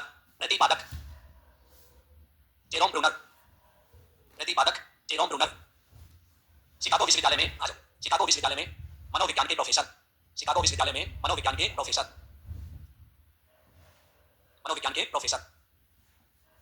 उसके बाद लिखिए इनके द्वारा लिखी गई पुस्तक जिसका नाम क्या है, a study of the a study of thinking, और ये पेपर में पूछी गई थी, ये किसकी रचना है? तो लिखिए इनकी रचना का नाम पुस्तक ए स्टडी ऑफ थिंकिंग, 1956 कब प्रकाशित हुई थी ये किताब? 1956 में। इस पुस्तक को लिखने में सहयोग दिया जिनसे राइटर थे तो गुरनाउ और जॉन ऑस्टिन। लिखिए जेरोम ब्रूनर व उसके सहयोगियों, जेरोम ब्रूनर व सहयोगी, सहयोगी गुरनाउ व ऑस्टिन, गुरनाउ व ऑस्टिन। ये तो एक क्या था परिचय था कि भाई ये कौन थे, कहां पर इन्होंने काम किया, इनके द्वारा कौन सी पुस्तक लिखी गई, और पुस्तक का नाम था स्टडी ऑफ थिंकिंग, और इनका साथ देने वाले कौन थे? गुरनाउ और ऑस्टिन, दोनों के द्वारा सहयोग दिया गया। अब आता है इसके अंदर सबसे पहले हमने इसमें प्रत्यय किसे कहते हैं? संप्रत्यय, प्रत्यय की बात करा करेंगे। संप्रत्यय का प्रत्यय, प्रत्यय क्या होता है? हर चीज प्रत्यय है, हर चीज क्या है? ये अपने आप में प्रत्यय, जिसकी अपने आप में कोई संकल्पना हो वो चीज क्या है? प्रत्यय। ये डिजिटल मोड अपने आप में प्रत्यय है, किसी भी चीज का नाम लिखें, कोई भी वस्तु हो वो सब अपने आप में क्या है? प्रत्यय। अब बात आती है ये जो प्रत्यय है इसे दो रूपों में हम यहाँ पर जानते हैं, एक तो किसी प्रत्यय का निर्माण करना हो, एक तो प्रत्यय का क्या करना हो? निर्माण करना हो, दूसरा उस प्रत्यय को आत्मसात करना हो, सीखना हो। पहले किसी ने निर्माण कर दिया हो, केवल हम उसकी जानकारी प्राप्त करके क्या करें? हमारी अचीवमेंट को बढ़ाने, हमारी उपलब्धि को बढ़ाने, उसको हम कहते हैं अर्जन। तो यहाँ केवल निर्माण करना नहीं पड़ा जाए, निर्माण करना क्या होता है? खोज होगी एक तरह से, किसी चीज की क्या करना? खोज करके उसका नया निर्माण करना। तो हम नया निर्माण करना नहीं सिखाएंगे, केवल क्या बताएंगे? पहले से किसी व्यक्ति द्वारा दी गई कोई विषय वस्तु हमारे लिए क्या है? प्रत्यय। उस प्रत्यय का अर्जन कैसे करता है बच्चा, उस उपलब्धि को बच्चा प्राप्त कैसे करता है, ये कर सकते हैं। कहने का मतलब यहाँ भी क्या लिखा हुआ? अर्जन। प्रत्यय को क्या करना है? धारण करना है हमें। दूसरा क्या लिखा है? उपलब्धि, वही बात है, उस चीज को धारण करना है। तो यहाँ केवल और केवल जो प्रत्यय है उन प्रत्ययों को कैसे बच्चों को सिखाया जाए उसके बारे में कौन बताते हैं? यहाँ पर जेरोम ब्रूनर बताते हैं कि बच्चा कैसे सीखता है या कैसे किसी विषय वस्तु को धारण करता है, उसके तरीके बताएंगे उन्होंने। इसी चीज को हम आगे देखते हैं। प्रत्येक देखिए थोड़ी सी उनके बारे में देखिए, प्रत्ययों के वर्गीकरण, चिंतन और शोध की प्रक्रिया का स्टडी की उन्होंने काम किया। इसमें फोकस किया था वर्गीकरण के चिंतन व शोध कि किस तरह से को वर्गीकरण करते हैं, उस पर क्या चिंतन और शोध की प्रक्रिया का अध्ययन किया। तो सबसे पहले उन्होंने कौन किया? प्रत्यय। प्रत्यय के बताइए, प्रत्यय का निर्माण करना और एक प्रत्यय का क्या करना? अर्जन। अर्जन को हम क्या कहते हैं? उपलब्धि। इसी चीज को इन्होंने बताया है। अब बात है इसकी प्रक्रिया कर लेंगे, क्योंकि ये तो नई चीज का निर्माण करना जिसे हम कहते हैं कंस्ट्रक्टिव अप्रोच आती है अलग से। तो यहाँ जो टॉपिक है वो अपना कौन सा है? प्रत्यय का अर्जन करना या प्रत्यय को धारण करना, उसका उपलब्धि के रूप में कैसे लेते हैं। तो अब देखिए कोई भी प्रत्यय होता है हम उसको धारण कैसे करते हैं, सीखते कैसे? जैसे उस प्रत्यय की आपको क्या बताई जाए? परिभाषा बताई जाए, या उस प्रत्यय के बारे में आपको क्या कराया जाए? परिचय कराया जाए, या उस प्रत्यय की आपके सामने क्या की जाए? व्याख्या की जाए। उस प्रत्यय की दूसरे के साथ क्या की जाए? तुलना। और हम उस प्रत्यय को धीरे धीरे क्या करते हैं? सीख जाते हैं, और सीखने के बाद उस प्रत्यय को दोबारा से परिभाषित कर सकते हैं, कहीं पर भी उसकी कंपेयर कर सकते हैं, व्याख्या कर सकते हैं। तो वो सीखने के तरीकों की बात कही गई है। तो देखिए अपने इसके अंदर सबसे पहले जो बात आती है प्रत्यय अर्जन का अर्थ क्या है। मैंने सिंपल लिख लाया था ताकि चीजों को पता। इसमें केवल एक ही प्रत्यय होता है, एक बार में केवल सिखाया जाता है, एक ही चीज, दो तीन चीजें नहीं सिखाई जाती। पहली बात। दूसरी बात, इसमें शिक्षक द्वारा सूत्र दिए जाने पर छात्र प्रत्यय की पहचान और परिभाषा करना सीख जाता है। क्या कराया जाता है? उसको पहचान और परिभाषा। तो डालो प्रत्यय अर्जन या प्रत्यय उपलब्धि का अर्थ क्या? बोले बड़े एक्चुअली सारी चीज कोई फर्क नहीं पड़ा उससे। नहीं, इससे चीज अगर आपने सारी प्रॉब्लम या आप भी जाके एक्चुअली मानो उस चीज को, क्योंकि अगर ये विंडो बंद होती ना तो मैं 100% ये खोल। इससे फर्क नहीं पड़ा, आप थोड़ा सा खिड़की के पास बैठ जाओ ना, आप ये तरह बैठोगे वो चीज, क्योंकि आप देखिए कभी सारी विंडो खुली होती है ना, एक तरीके से सारे कहीं सारी अपने आप जाती है। बाकी आप विंडो खोल देते कोई फर्क नहीं पड़ेगा उससे। अगर विंडो बंद होती ना तब बहुत ज्यादा फर्क पड़ता है। रुका नहीं, जैसे वीडियो खोलता था इसमें पानी आता है। देखो भाई प्रत्यय अर्जन या प्रत्यय उपलब्धि, देखिए इसमें केवल एक बार में एक ही प्रत्यय, इसमें केवल एक बार में एक ही प्रत्यय का अध्ययन कराया जाता है। दूसरी लाइन, इसमें शिक्षक द्वारा सूत्र दिए जाने पर, शिक्षक द्वारा सूत्र दिए जाने पर, सूत्र का मतलब उदाहरण वगैरह कुछ भी देते हैं, दिए जाने पर छात्र उस प्रत्यय की पहचान व परिभाषा करते हैं, परिभाषित करते हैं, पहचान व परिभाषित करते हैं।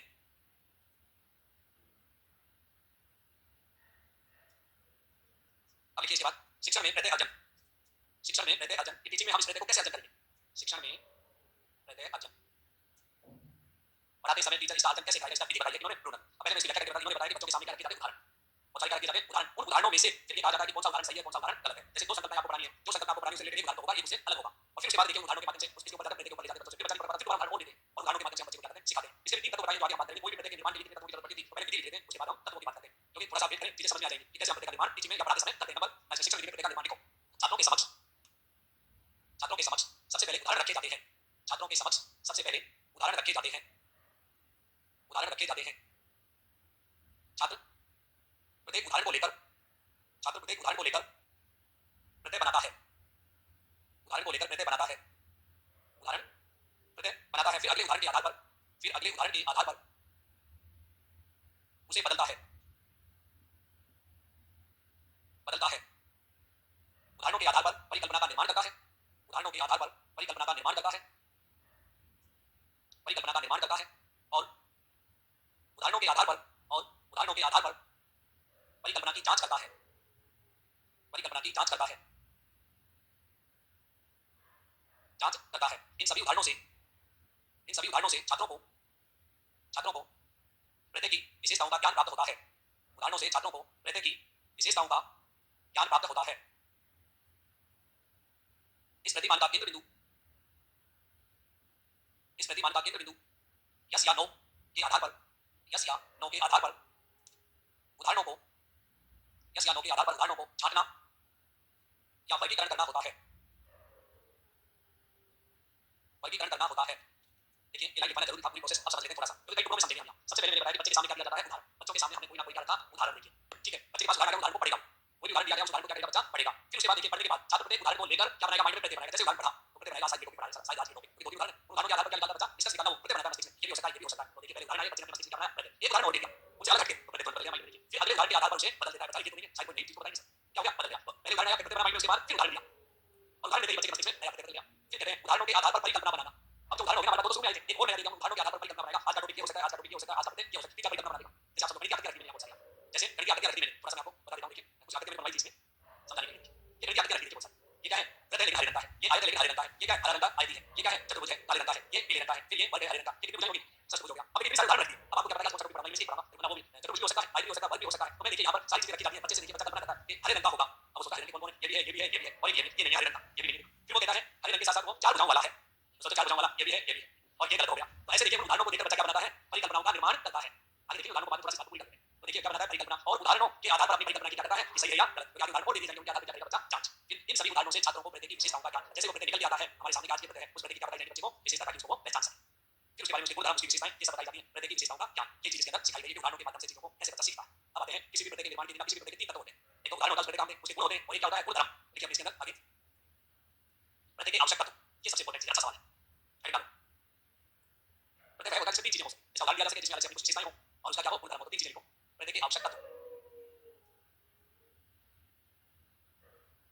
पहला क्या है उदाहरण, दूसरा क्या है गुण और तीसरा क्या है गुण धर्म। कोई भी प्रत्येक हमने जैसे ये लिया उदाहरण देखिए अब सेब क्या लिया उदाहरण दिया, सेब बनाना है तो सेब की अपनी विशेषताएं होंगी नहीं होंगी, दूसरा आता है उसके गुण, गुण में क्या चीजें आएंगी, उसका रंग, उसका आकार, उसका स्वाद, ये सब चीजें आएंगी। गुण में बताती है खट्टा है, मीठा है, बड़ा है, छोटा है और उसका रंग कैसा। तो गुण धर्म में क्या आएगा, गुण धर्म में क्या बताता है, हर चीज की तीन चीजें होती है, उदाहरण उसके बाद गुण और उसके बाद गुण धर्म। ये देखिए उसमें वो सारी चीजें एक्जेक्ट चीजें बताई जाती है। गुण धर्म का मतलब सभी को बताई जाती है। सेब हरे से पीला होता है, हरे से पीला होता है या हरे से लाल होता है, कोई भी कलर बना दो उसमें सारे सेब आ गए, उसका क्या हो गया गुण धर्म। और एक्जेक्ट एक सेब को लिया और उसको हमने बताया वो क्या हो गया उसका गुण। लेकिन अगर हम कहते हैं सेब कैसे होते हैं, हरे से लाल रंग के होते हैं, तो सब प्रकार के सेब आ गए। ठीक है उस सेब का क्या होगा गुण, उसकी फुल हो गया निर्धारित। कितनी चीजें होती है कोई भी प्रत्येक की तीन। और अच्छा सवाल है, सबसे पहले उदाहरण, दूसरा नंबर गुण और तीसरे नंबर पर आता है गुण धर्म। अब देखो इसके बाद हेडिंग आगे प्रत्येक अर्जन, प्रत्येक अर्जन करने की विधि, प्रत्येक अर्जन करने की विधि, प्रत्येक अर्जन करने की विधि, प्रत्येक अर्जन अर्जन की विधि क्या लिखते हैं, दूसरा उपलब्धि प्राप्त करने की क्या देते हैं विधि। दो तरीके बताए ढूंढने के, ढूंढने के तरीके बताए, दो विधियां बताई हैं। दो तरीके हैं प्रत्येक अर्जन करने की, निर्माण करने की, अर्जन करने के। एक तो देखिए उन्होंने बताया सिलेक्शन, सिलेक्शन को कहते हैं चयन विधि, चयन विधि। और दूसरी रिसेप्शन, आग्रहण, आग्रहण विधि, रिसेप्शन। और ये क्या हो जाएगा सिलेक्शन, सिलेक्शन चयन। अब देखो दोनों विधियां क्या हैं। इसमें क्या होता है चयन के अंदर बहुत सारे उदाहरण दे दिए आपके सामने, उनमें से किसी एक का चयन करना, तो वो क्या हो गया चयन या सिलेक्शन करना। आज इनमें से हम कौन सा पढ़ने वाले हैं, उन बहुत सारे उदाहरणों में से किसी एक उदाहरण का चयन करना। अब चयन वही व्यक्ति कर सकता है जिसको प्रत्येक को क्या हो गया ज्ञान हो गया हो, उन उदाहरणों में से क्या करेगा चयन। दूसरा तरीका बताया आग्रहण, आग्रहण के अंदर चयन नहीं करना होगा। बच्चे के सामने दो उदाहरण रखे जाते हैं, एक उदाहरण होता है यस का और दूसरा उदाहरण होता है नो का। तो उदाहरण दो तरह के होते हैं, उदाहरण कितने तरह के होते हैं, दो, यस और नो। यस का मतलब है कि आज जो हम टॉपिक पढ़ने वाले थे, पढ़ने वाले हैं उससे रिलेटेड उदाहरण को क्या कहते हैं यस, और हमारे टॉपिक से रिलेटेड नहीं है वो क्या हो गया नो। जैसे हमें एक संज्ञा बनानी है, व्यक्तिवाचक संज्ञा, व्यक्तिवाचक संज्ञा का एक उदाहरण दीजिए आप। जैसे मैंने लिख दिया दिल्ली, बताओ व्यक्तिवाचक है या नहीं, व्यक्तिवाचक संज्ञा है या नहीं है, क्योंकि स्थान विशेष को बता रही है। लेकिन अब देखिए मैंने इसकी जगह लिख दिया कृषि, दूसरा क्या लिख दिया कृषि, ये नहीं है। तो सिंपल सा है कि हमारे पास ये उदाहरण क्या लिखेंगे यस, आज जो पढ़ रहे हैं ये तो है और ये नहीं है। तो इन उदाहरणों के आधार पर प्रत्येक का निर्माण करना, यस नो के आधार पर प्रत्येक का क्या करना, निर्माण करना, क्या करना, आग्रहण विधि। और यहाँ देखिए बहुत सारे उदाहरण लिख दिए मैंने, जैसे दिल्ली, उसके अलावा देखिए मैंने लिखा लाल किला, उसके अलावा फिर मैंने लिखा कृषि, फिर यहाँ लिखा देखिए बागवानी। अब हमें पहचान करनी है कि इनमें से कौन सा प्रत्येक से रिलेटेड उदाहरण है, कौन सा नहीं है, उसका क्या करना चयन करना। और यहाँ क्या करना है दो उदाहरण है, दो में से यस और नो के आधार पर चयन करना, यस वाले को चुनना है, नो वाले को कैंसिल करना। तो दो तरीके बताए थे उन्होंने रिकॉर्ड में, प्रत्येक अर्जन या उपलब्धि प्राप्त करने की विधि। नंबर एक चयन विधि, सिलेक्शन मेथड। कौन सी विधि है, चयन विधि। देखो इसमें लाइन काटी याद हो जाएगा आपको। इसमें उदाहरण, इसमें उदाहरण बिना यस या नो, इसमें उदाहरण बिना यस या नो के प्रस्तुत किए जाते हैं, बिना यस या नो के प्रस्तुत किए जाते हैं, प्रस्तुत किए जाते हैं। छात्र इन उदाहरणों में से, छात्र इन उदाहरणों में से एक एक को लेकर निर्णय करते हैं, छात्र इन उदाहरणों में से एक एक को लेकर निर्णय करते हैं, निर्णय करते हैं कि इसमें प्रत्येक के लक्षण है या नहीं, इसमें प्रत्येक के लक्षण है या नहीं। देखो उदाहरण बहुत सारे, पहले क्या लिखा है दिल्ली, व्यक्तिवाचक संज्ञा है या नहीं, उसका पता लगा दें। उसके बाद लाल किला, व्यक्तिवाचक संज्ञा है नहीं, तो ये भी स्थान को बता रहा है, ये भी हो गया। उसके बाद क्या लिखा कृषि, ये क्या है, ये नहीं, ये कोई जगह स्थान व्यक्ति है ही नहीं। उसके बाद क्या लिखा बागवानी, ये भी नहीं है। तो एक एक उदाहरण की क्या करते हैं, क्या उनमें से लिखते हैं ये प्रत्येक से रिलेटेड है और ये प्रत्येक से संबंधित नहीं है। ये उनमें से जो प्रत्येक से रिलेटेड है उनको निकाल देते हैं, जो नहीं उनको छोड़ देते हैं उदाहरणों को। एक तरीका प्रत्येक का, दूसरी विधि को आग्रहण विधि, रिसेप्शन मेथड। आग्रहण अभिग्रहण कहते हैं इसको, आग्रहण को क्या कहते हैं अभिग्रहण, अंग्रेजी में क्या रिसेप्शन, आग्रहण या अभिग्रहण विधि। क्या उदाहरण दिए जाएंगे, लेकिन उनके आगे क्या जाएगा यस या नो। यानी उदाहरण दो तरीके सकारात्मक और नकारात्मक दो तरीके दिए जाएंगे। वो आपको देखिए उसके आगे लिखना है, जैसे मैंने लिखा दिल्ली, आप क्या लिखोगे व्यक्तिवाचक संज्ञा है या नहीं यस, फिर मैंने दूसरा क्या लिखा कृषि, आप लिख दिया नो। तो बच्चा को लिखेगा, बच्चे को सबसे पहले क्या दिया उदाहरण, उस टॉपिक से रिलेटेड है या नहीं, उसके आगे लिखेगा यस या नो। और उसमें क्या करता है चयन करता है, उसमें अंदर देखो इसमें से, इसमें शिक्षक उदाहरणों के साथ, उदाहरणों के साथ यस या नो का उल्लेख करता है। तो कितनी शांति होती है, यस या नो का उल्लेख करता है। छात्र हाँ के आधार पर, छात्र हाँ का मतलब क्या, यस, हाँ के आधार पर उदाहरणों का अध्ययन कर, उदाहरणों का अध्ययन कर प्रत्येक का निर्माण करते हैं, प्रत्येक का निर्माण करते हैं। अर्थात यस या नो के, अर्थात यस या नो के, यस या नो के उदाहरणों के, उदाहरणों के विभेदीकरण से, विभेदीकरण से प्रत्येक अर्जन करते हैं, विभेदीकरण से प्रत्यय अर्जन करते हैं।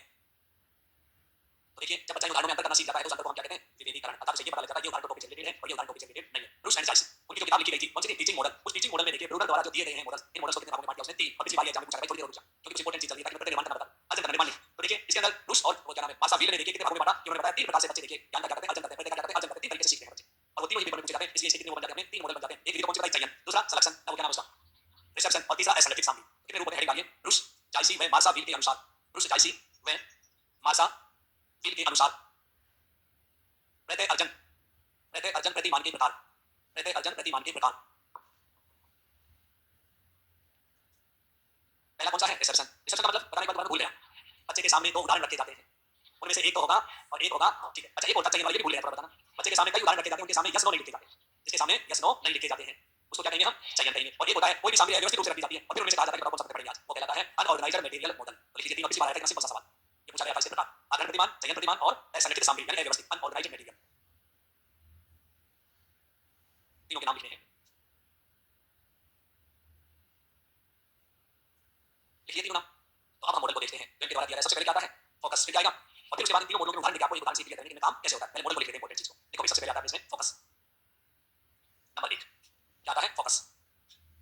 पता है इस मॉडल को इनको पढ़ा था आपने यहाँ कितनी किताबें हैं तो समझ में नहीं आई कि कहना क्या चाहते हैं थोड़ा सा। देखना मार्केट में जो गाइड चल रही है क्या रहे हैं सीधा मॉडल दे रखा है और सवाल मॉडल से नहीं पूछे गए आज तक। जो मैंने गुरु की बातें बताई थी इनसे सवाल पूछे गए हैं। इससे पूछे गए गुरु की जो बातें करी ना इनसे रिलेटेड सवाल पूछे गए। तो मैंने देखिए स्पेशल सर्च किया ये ब्रूस डाइसी और साथ में ये मार्शा व्हील इनकी पूरी किताब निकाली और उस किताब को पढ़ा तो बहुत अच्छे तरीके से केवल एक मॉडल के लिए स्पेशल किताब से पार्ट अलग यूपी के अंदर इसमें देखा मध्य प्रदेश के अंदर वहां की साइट अकादमी है ना वहां के राइटर ने लिखा था एक मॉडल को स्पेशल।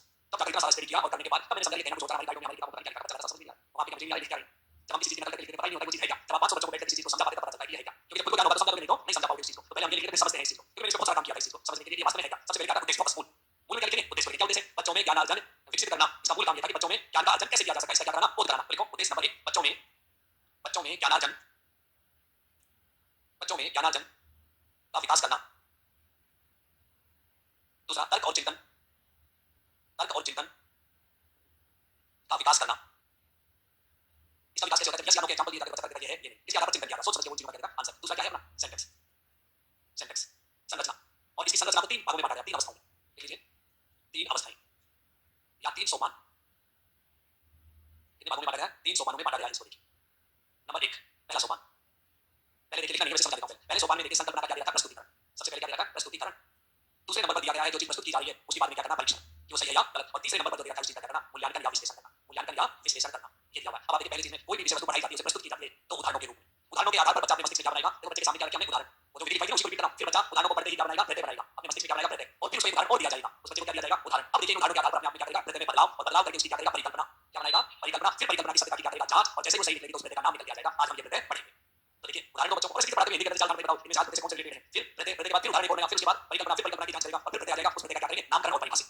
नामकरण और परिभाषित को पहले उदाहरण फिर गुण और फिर उसके बाद गुणधर्म। तो पहले उदाहरण उसके बाद प्रत्यय आते हैं उसको परिभाषित करना उसकी विशेषता बताना और फिर तीसरा क्या उसके गुणधर्म बताना। वही सभी प्रक्रिया। तो देखिए हमने इसमें सबसे पहले जो दिया गया है पहली अवस्था में नंबर 1 प्रथम stage very very important exam में आती है सबसे ज्यादा अवस्था आती है। नंबर 1 पहली अवस्था का नाम लिखो आंकड़ों का प्रस्तुतिकरण और प्रत्यय का परिचय। पहली अवस्था का नाम आंकड़ों का प्रस्तुतिकरण और प्रत्यय का परिचय। पहली अवस्था में यही काम करना है आंकड़ों का प्रस्तुतिकरण और प्रत्यय का परिचय। अब देखो इसमें क्या क्या चीजें होंगी। यहाँ जो एक्टिविटी होती है अध्यापक द्वारा पूर्व नियोजित क्रम के यस या नो लेबल लगाकर विभिन्न उदाहरण दिए जाते हैं बच्चों के सामने। उदाहरण फिर उसके आगे लगाया जाता है यस या नो का लेबल। अभी उदाहरण लेंगे तो क्लियर हो जाएगा। फिर क्या करेगा? सकारात्मक और नकारात्मक उदाहरणों में गुणों की क्या करते हैं? तुलना। ये सही है तो क्यों है? ये गलत है तो क्यों है? फिर उसके बाद परिकल्पनाओं का निर्माण और फिर उन परिकल्पनाओं की क्या करना? जांच करना। फिर उसके बाद जैसे हम परिकल्पना की जांच करेंगे तो आज जो हम प्रत्यय पढ़ने वाले उसका नाम निकल के आ जाएगा उसका क्या करेंगे? नामकरण। फिर उसके बाद आवश्यक गुणों के संदर्भ में प्रत्यय को क्या करना? परिभाषित। बात वही है जो मैं आपको बता रहा था कि जिस तरह से हम इसमें करते हैं। लिखो इसके अंदर पॉइंट बना के लिखो वैसे लाइन खींच के लिखो। सबसे पहले लिखिए अध्यापक द्वारा दो उदाहरण प्रस्तुत करना। अध्यापक द्वारा 2 उदाहरण प्रस्तुत करना। 2 उदाहरण कैसे होंगे? एक यस का और एक नो का। लिख लो यस या नो के। जैसे व्यक्ति वाक्य संज्ञा बनानी है मुझे एक उदाहरण दे दिया दिल्ली एक दे दिया साइकिल तो दिल्ली क्या लिखूंगा? और साइकिल क्या है? नो। दूसरी लाइन में लिखो यस या नो उदाहरणों के यस या नो उदाहरणों के गुणों की तुलना करना। गुणों की तुलना करना। जैसे हमें पता है दिल्ली तो क्या है? व्यक्तिवाचक संज्ञा है या नहीं? लेकिन साइकिल व्यक्तिवाचक संज्ञा नहीं है। तो इनकी क्या कहते हैं? दोनों की तुलना अलग अलग। परिकल्पनाओं का निर्माण। किसी परिकल्पना की व्यक्तिवाचक संज्ञा क्या हो सकती है? परिकल्पनाओं का निर्माण और उनकी जांच करना। परिकल्पनाओं का निर्माण और उसकी जांच। ये काम कौन करेगा? बच्चा। अब बताओ उदाहरण को देखिए क्या परिकल्पना बनाएगा बच्चा? दिल्ली एक स्थान का नाम है। दिल्ली एक राजधानी है। दिल्ली एक शहर है। एक राजधानी है एक शहर है देश की राजधानी है और किसी भी स्थान को शायद हम संज्ञा कहते हैं ना वो कहते हैं व्यक्तिवाचक संज्ञा। दिल्ली का एक स्थान का नाम है। ये क्या बनाएंगे इसमें? परिकल्पना। कौन बनाएगा परिकल्पना? ठीक है अगला लिखिए प्रत्यय का नामकरण व परिभाषित करना। प्रत्यय का नामकरण व परिभाषित करना। अब आ जाओ द्वितीय अवस्था। दूसरी स्टेज पर आते हैं। दूसरी अवस्था का नाम लिखो। दूसरा स्टेप आ गया प्रत्यय अर्जन की जांच करना। दूसरे नंबर पर लिखो प्रत्यय जांच करना। पहले वाले में क्या था प्रस्तुतिकरण, दूसरे वाले में क्या है जांच, प्रत्यय अर्जन की जांच करना, टेस्टिंग करना। सही है यहाँ, अब जांच में देखिए क्या कर रखे हैं। प्रत्यय संबंधी बिना लेबल लगे हुआ एक उदाहरण और दिया। लेबल का मतलब जिसके आगे यस नो नहीं लिखा हुआ है, एक नाम मैंने और लिख दिया जैसे जयपुर। अब बच्चे के मन में होगा स्थान दिल्ली लिखा वो सही था और जयपुर लिखा ये भी क्या है सही होगा। तो अपने पेपर में पूछा गया कौन सी अवस्था में एक अतिरिक्त उदाहरण दिया जाता बिना लेबल का, दूसरी अवस्था में दिया जाता है। यहाँ क्या देते हैं एक उदाहरण और हाँ और ना कहकर उसमें क्या कर देते हैं फिर उसके बाद स्वयं अपनी ओर से संप्रत्यय संबंधी का बच्चा भी उदाहरण प्रस्तुत कर देता है। तो ये देखो ये भी क्या होगा व्यक्तिगत से जो टॉपिक पढ़े वो टॉपिक होगा। देखो इसके अंदर द्वितीय अवस्था इसमें अतिरिक्त अनामांकित उदाहरण, इसमें अतिरिक्त अनामांकित उदाहरण लेकर यस नो का भेद किया जाता है, भेद किया जाता है। फिर देखो एक और अन्य उदाहरण, एक और अन्य उदाहरण प्रस्तुत करके, एक और अन्य उदाहरण लेकर,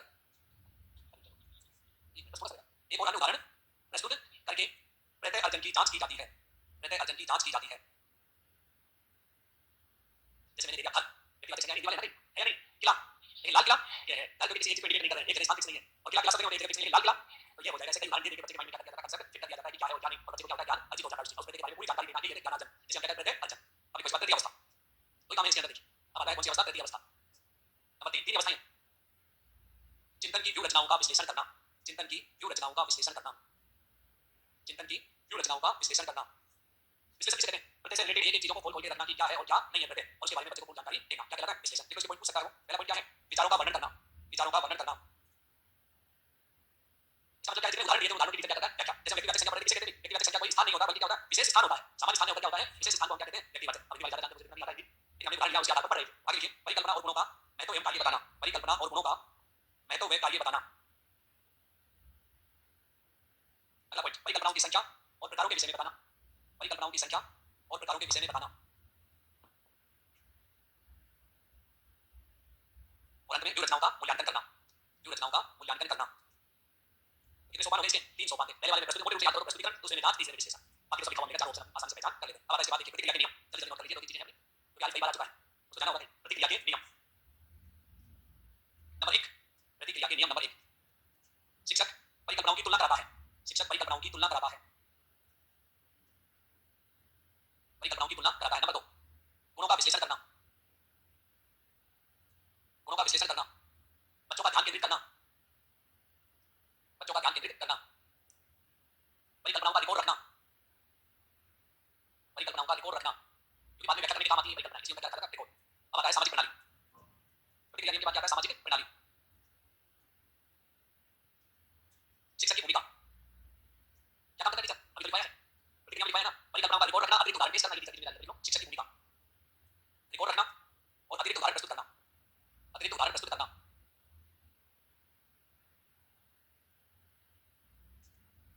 अभी उसके बाद समर्थन प्रणाली, समर्थन प्रणाली सपोर्टेड सिस्टम। तो देखिए टीचर इसके अंदर क्या करता है सपोर्टेड में, किसी चार्ट पर या बोर्ड पर आकर सकारात्मक और नकारात्मक उदाहरण लिख के लाता है या लिख देता है, दोनों चीजों से। चार्ट हो सकता है उसके पास, कोई फैन बोर्ड हो सकता है, लपेट पलक है इसको उसमें लिख के ला सकता है चार्ट में। देखो चार्ट, लपेट पलक, लपेट पलक तो बोर्ड होगा इसको फोल्ड करके उसको क्या कहते हैं लपेट पलक, पलक है ठीक है वो जो भी है। लिखिए उसके बाद दूसरी लाइन में चार्ट हो गया, लपेट पलक हो गया, उसके बाद लिखिए सकारात्मक व नकारात्मक उदाहरणों का रिकॉर्ड, सकारात्मक व नकारात्मक उदाहरणों का रिकॉर्ड किसी भी रूप में हो बच्चों के सामने प्रस्तुत करने का काम। इसके बाद देखिए मूल्यांकन, वस्तुनिष्ठ या निबंधात्मक। पहला चरण कौन सा था मूल्यांकन, वस्तुनिष्ठ और निबंधात्मक। ऐसे प्रश्न पूछे जाएंगे वस्तुनिष्ठ और निबंधात्मक। और लास्ट में उपयोग, उपयोग नंबर 1, भाषा व भाषा विज्ञान सीखने में उपयुक्त, भाषा व भाषा विज्ञान सीखने में उपयुक्त। अवधारणा भाषा व भाषा विज्ञान सीखने में उपयुक्त। उसके बाद लिखिए अवधारणा अर्जन में सहायक, अवधारणा अर्जन में सहायक। अनजान अवधारणाओं से परिचित कराने की, अनजान अवधारणाओं से परिचय कराने की सर्वोत्तम विधि। अगला लिखिए छात्रों को अपने चिंतन व सोच की प्रक्रिया का, चिंतन व सोच की प्रक्रिया का ज्ञान प्रदान करना, ज्ञान प्रदान करना। अगले पढ़िए तो अच्छा अच्छा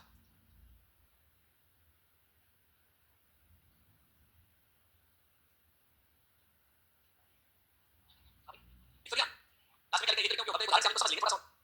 ये लिख कर देते हैं अच्छा इनमें ये चीजें वो चीजें एक्स्ट्रा नॉलेज चाहिए तो ये पढ़ने तो आपको ये जाते हैं किसके एक्स्ट्रा नॉलेज के, जैसे किसी को जिज्ञासा का कोर्स में नहीं है दे दो भाई, उसके बाद जिज्ञासा चाहिए। कई बार बच्चे कहते हैं एक्स्ट्रा नॉलेज के लिए देता हूं, कई बार बच्चे की जिज्ञासा होती है ना वो उनको शांत करने के लिए।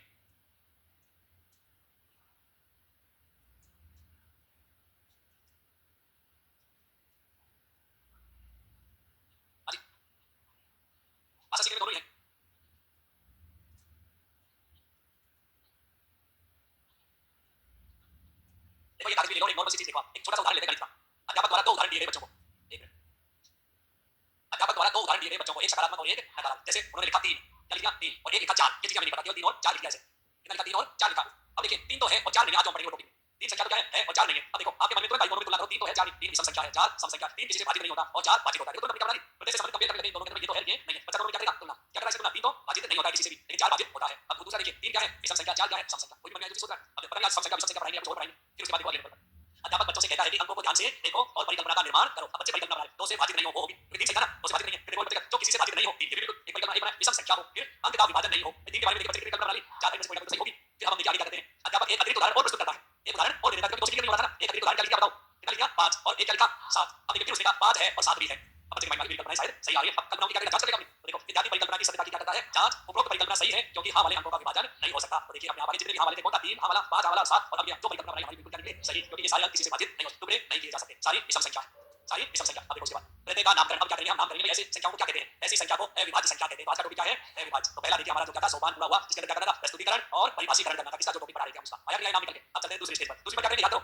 टेस्टिंग करेंगे परीक्षण जांच। अब चलते हैं दूसरे नंबर प्रत्येक अध्ययन की जांच, अन्य उदाहरण बच्चों को देना और उनमें भेद कराना, कितनी संख्याएं लिख दे और लिखने के बाद पूरा चार्ट लाता है और बाकी चीजें क्या करेगा उसको ध्यान देगा, उनमें से पूछेगा कौन सी अभाज्य संख्या है कौन सी भाज्य संख्या है और बच्चे उनमें एक एक करके अंदर और सारी संख्याओं को लिख देंगे। फिर आता है देखिए ये लास्ट स्टेज है अपनी तीसरा सोपान क्या होता है चिंतन प्रक्रिया का क्या करना विश्लेषण और मूल्यांकन। ये तो तीसरा देखो ऐसी संख्या जो किसी दूसरे अंकों से विभाजित नहीं हो अर्थात जिसके टुकड़े नहीं किए जा सकते हो उसे अविभाज्य अंक या संख्या कहते हैं। आया कुछ समझ आया क्या है?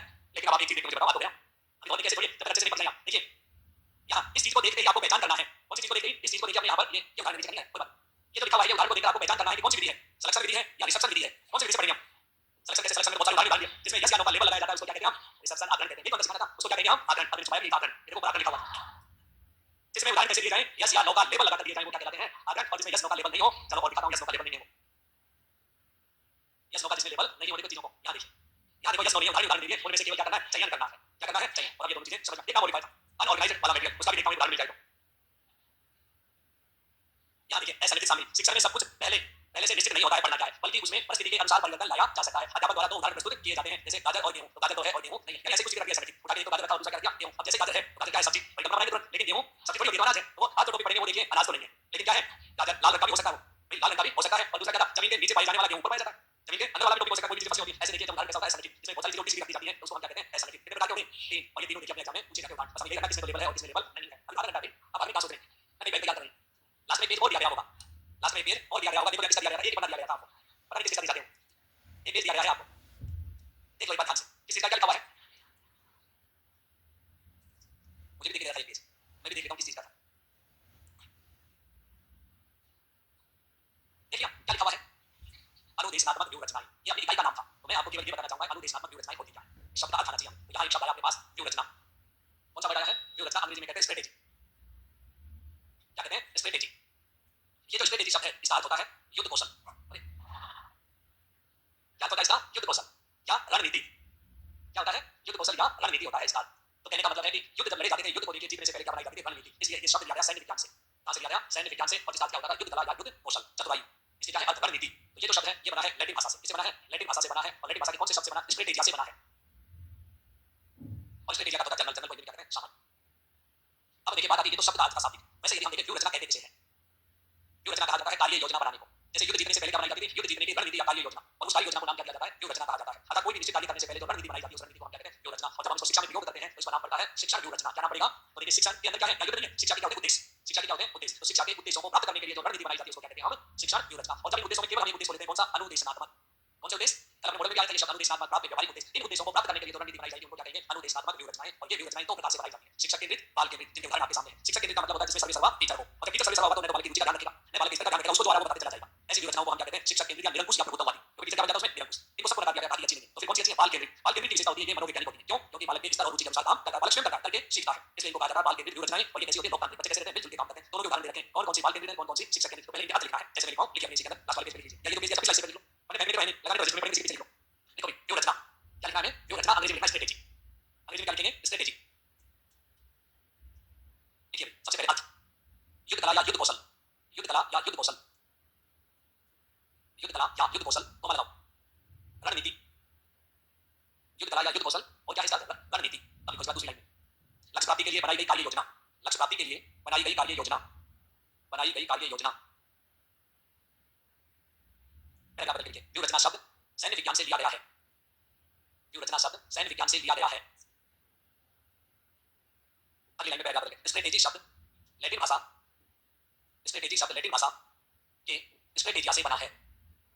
लैटिन भाषा के स्ट्रेटेजिया से बना है, जिसका अर्थ जनरल होता है, जिसका अर्थ जनरल होता है। अब देखो शिक्षण व्यूह रचना का अर्थ।